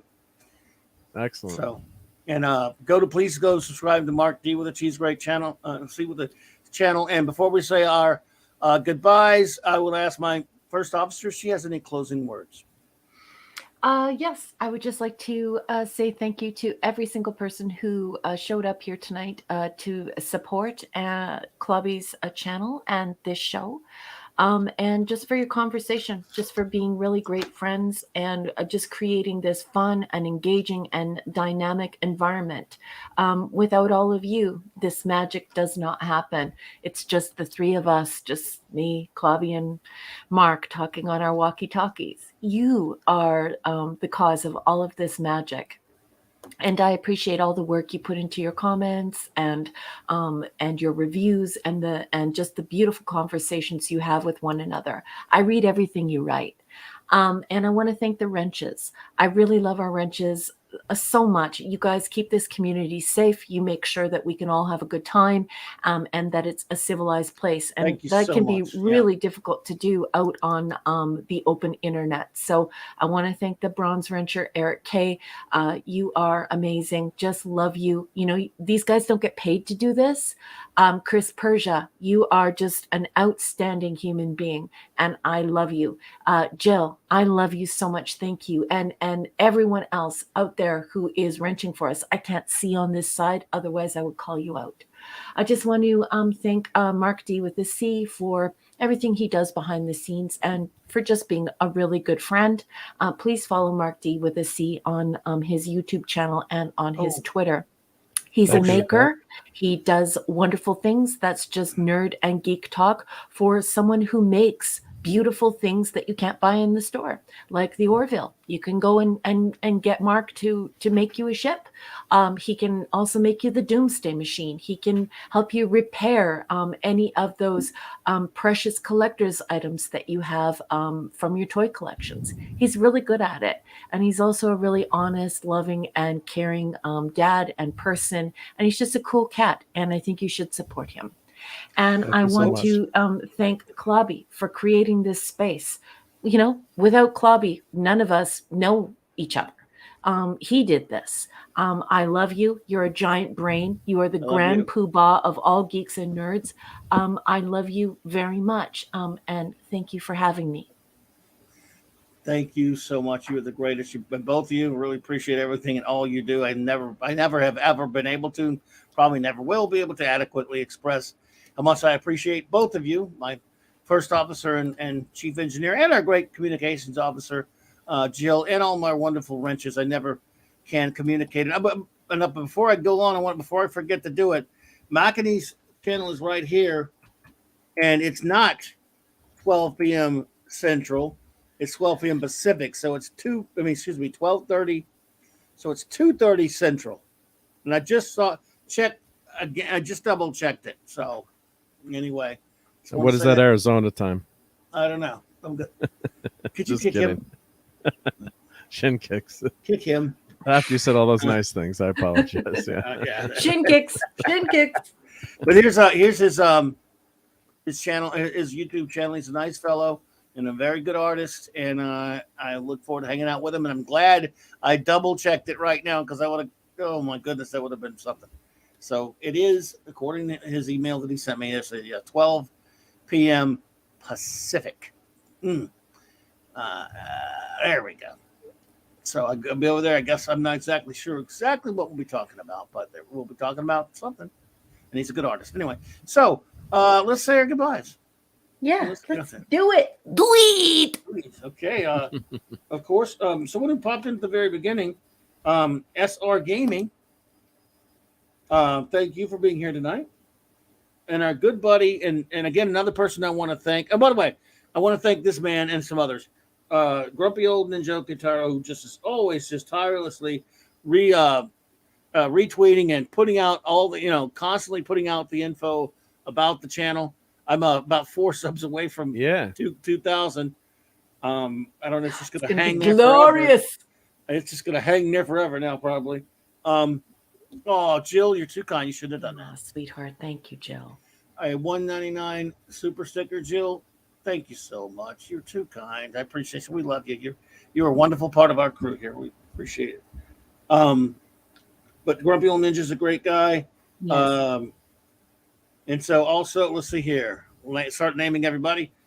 Our mods, you're all fantastic. Everyone, and just really appreciate you so much. And everyone out there listening on the feeds, as I used to call it from BTR, but listening as a download, or in other words, a rewatch rerun, whatever you want to call it, or if you just lurk. I cannot thank you enough. We really appreciate it, and we shout out to you always because we don't know who you are, but you know who we are, obviously, because you're watching and listening, and we appreciate that so much. And thank you for that. And please, everyone, like and subscribe, and not only to me, but to many of the wonderful channels in my description below. Yay! Now I'll finally get these goodbyes underway, folks. Shooter 8323, thank you. I write them down in the what she said. I write them down, by the way, in the order everyone arrived, just so you know nobody's playing favorites here. The order that I wrote them down, it's just easier. Dave. Thank you, Dave. Indeed. Gwagnar. I think they already left, but our good buddy Michael Beacom and Cassandra. Yes. Good night, Beacums. Minimus left. If Minimus had been here when they were talking about John Stakely, he would have had a lot to say. So, well, he was a big fan of Stakely. The lovely Wendy Webb was here. Good night, Wendy. Thank you. Always the great master of the rich Canadian, Chris Persia. The best. Our fantastic bronze wrencher, of course, the great Eric K. The best. Dave G. Sound, thank you so much for being here with us tonight. Outstanding comments tonight. Super Kal-El Buddy. Always a pleasure. Him. The great Wolfie. Wolfie, thank you so much, buddy. Appreciate you. Indeedishness. What she said. Wow. I can't even. And try that. Yeah, I can't do that. Yeah, okay. Where? Okay. The great Scuba Pete. Scuba Pete and Leslie and the whole family. Yep. Raymond and Sandra Feliciano, thank you. They were here tonight. Look forward to talking to you soon. Yep. Good night, Felicianos. The great enigmatic Drop Air. Always a pleasure, Edie. Thank you so much. You were outstanding tonight. Thank you for the wonderful conversation. You're just simply an outstanding human being. Thank you for being here. Thank you, Jeff Morris, Good night. for being here tonight. It was good to meet you. The Comic Relief Crusader. Thanks, dude. Always Good good to night. see you. Brian Hepburn. Thank you for being here tonight. Good night. Linrod. Thank you Yes. so much. for Yeah, your you were participation. funny tonight, Lenrod. Thank you so much for joining Indeed. us. Thank you so much. The great Catman, aka DB Myers, and the lovely Mrs. Hope Yes. you're doing well. Good Thank you night. for being here. Pop Culture Curator. Thank you, buddy. I think he had to run. I'm not sure, but Yeah, he had to go early. A lot of people have to work, I think, Oh, yeah, tomorrow, yeah. which is a We're on. shame. People working on Sunday, but that's life. But we love you guys. Steve Mitchum, bro, out there. Thanks. Always a pleasure, man. Hope Maddie's doing wonderful. Hope you're doing great, Yeah. buddy. Good night. The great Maximum Redstone. Not feeling well, but Max, we love you, buddy. We appreciate Uh-oh. you. Hope you feel better. Maximum Max. Redstone. Indeedishness. Simply Steve, buddy. Thank you for being here. Yep. Good night. Our good buddy Pat S. Thanks for being here, bro. Good to see you, man. Good night, Pat. Our Pat, you and I still have a date. When I come down to Louisiana, you're still going to take me around to all of those bookstores. You simply have to. Well, Diesel, those are very kind words. Thank you so much. You were coincidentally the next one I was about to shout out. Diesel, our new great friend Diesel. Thank you for hanging out with us tonight and being here and your contributions. We really, really appreciate you, and we love making new friends. And you now certainly are now a member of this crew. So great to have you. You are a member of this crew. You are a member of the Saturday Night Star Trek family. Welcome. You are a 735er. I'm going to put that pin on you. You earned that pip. Yes, indeed. Larry, thank you for the super sticker, buddy. And thank you for being here with us tonight. It's good to see you, my friend. Thank you so much, Larry. He's such a sweet and kind man and a gentleman and just so fun to be around. You can say his name twice, but you ought to say it thrice. Larry! I may never stop saying it. Larry. I love Larry. Are we going to have a Good night, Larry sweetheart. drinking game? Like the Indeed. logic drinking game. Every time you say Larry, you have to do a shot. He's laughing right now, right? I hope he is. He might think we're evil, rotten monsters. You know Yeah.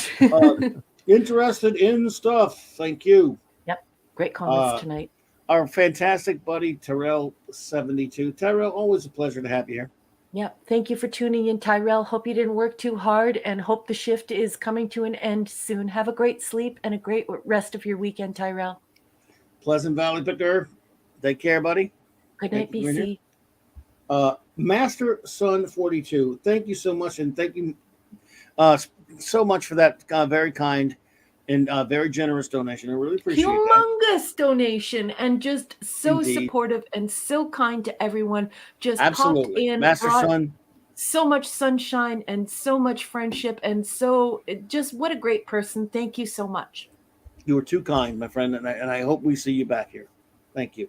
Ironcaster Buddy popped in a little while ago. Yeah, he was here. It was good to see him. Our beautiful friend, the lovely Sherry. Yay. Hello, gorgeous. Sherry, yeah. The rascal, the Phantom Outsider. You good to see you, buddy. Thanks for being here tonight. Nierat in Amanda Bear. Terrific, as usual. Great conversation. JD Lewis, my friend had to run, but always good to see you. Good night, JD. Thank you to the great Cardinal Sin. Cardi, as always, buddy, appreciate you so much. Thank you for your kindness, and thanks for always popping in, man. Yeah, and please follow Cardinal Sin on YouTube, and certainly go and find him on Twitter. And, remember, the captain is always pointing you to that list. If ever you want to find someone on this channel that Clobby supports, the captain has put that in the list that is attached, the information attached to this video. Remember that. Adidishness. The great J-Man, and today I had a fantastic time hanging out with him. Reviewing Thor with him and his good buddy Steven. Wonderful chaps, and it was a lot of fun. Appreciate them. Zappers. Crap. I think Zappers had the scoop, but good to see you, buddy. Rob Altus, thank you so much for being here today. Adega Outlaw popped in. Adega, I don't know if you're still here, but always a pleasure to see you, and we appreciate it. Thank you. The Canuck. So, again, a new person. I'm not sure. We've seen the Canuck before, but always a pleasure. Everyone just Nice to see you pop in. Good night. We didn't see him for long, but our good buddy T. Kirk did pop in, and we always love that. He did. JT Kirk, if you're hearing this out there, buddy, I hope you're doing well, man. The great Keely Chow rolling the tides. Roll Tide. Our buddy Canadian Spidey does whatever a Canadian Spidey can, and that amazing outfit he has. He has that great costume. Yep. And it was great hanging out with you the other night, Canadian Spider, buddy. Thank you for being here. Cyber Soldier, thank you. You were great tonight. Midnight's Oblivion, thank you so much. Good night. Septic Stream, thank you for being here. Good night. Brandon, the anime guy, popped in. Brandon, always good to see you, bud. Thanks for being here. Double C, thank you for popping in. Good night. The great Just Joe 47 Jobber, buddy. Always a pleasure, man. Night, Jobber. You're doing great, bud. Rod Thunderheart, thank you for the kind donation and thank you for popping in. I am glad you're doing well, sir. Safe travels on the road, Rod Thunderheart. The time traveling great Captain Cockney Spot, the master of time. Man, he had fun tonight. That makes me so happy. Good, Have a good. great night. There you go. Botany, thank you, buddy, for being here. Always great to see you popping in, bud. Mazerus. Oh, thank you, Mazerus, for being in. Popping in. Sweetheart. Monkey Jeebus popped in. Monkey Jeebus! The beautiful and the wonderful dear friend of ours, Katie Carr. Always great to see Yay! you. Work hard in school. Zachariah popped in. And then last but not least, our new friend, Odd Man Out. Mm-hmm. Thank you so much. And thank you all, everyone, for hanging out with us tonight. It has been a pleasure. We got this just under the 4 mark. We could have done it. We could have cut it sooner, but we just liked hanging out with you guys. So have a wonderful rest of your weekend, and I hope we see you on the streams. And now we will play you out with these important messages, and then our end the credits. Clobber on clobberers and trek on trekker ears. Take care, everybody.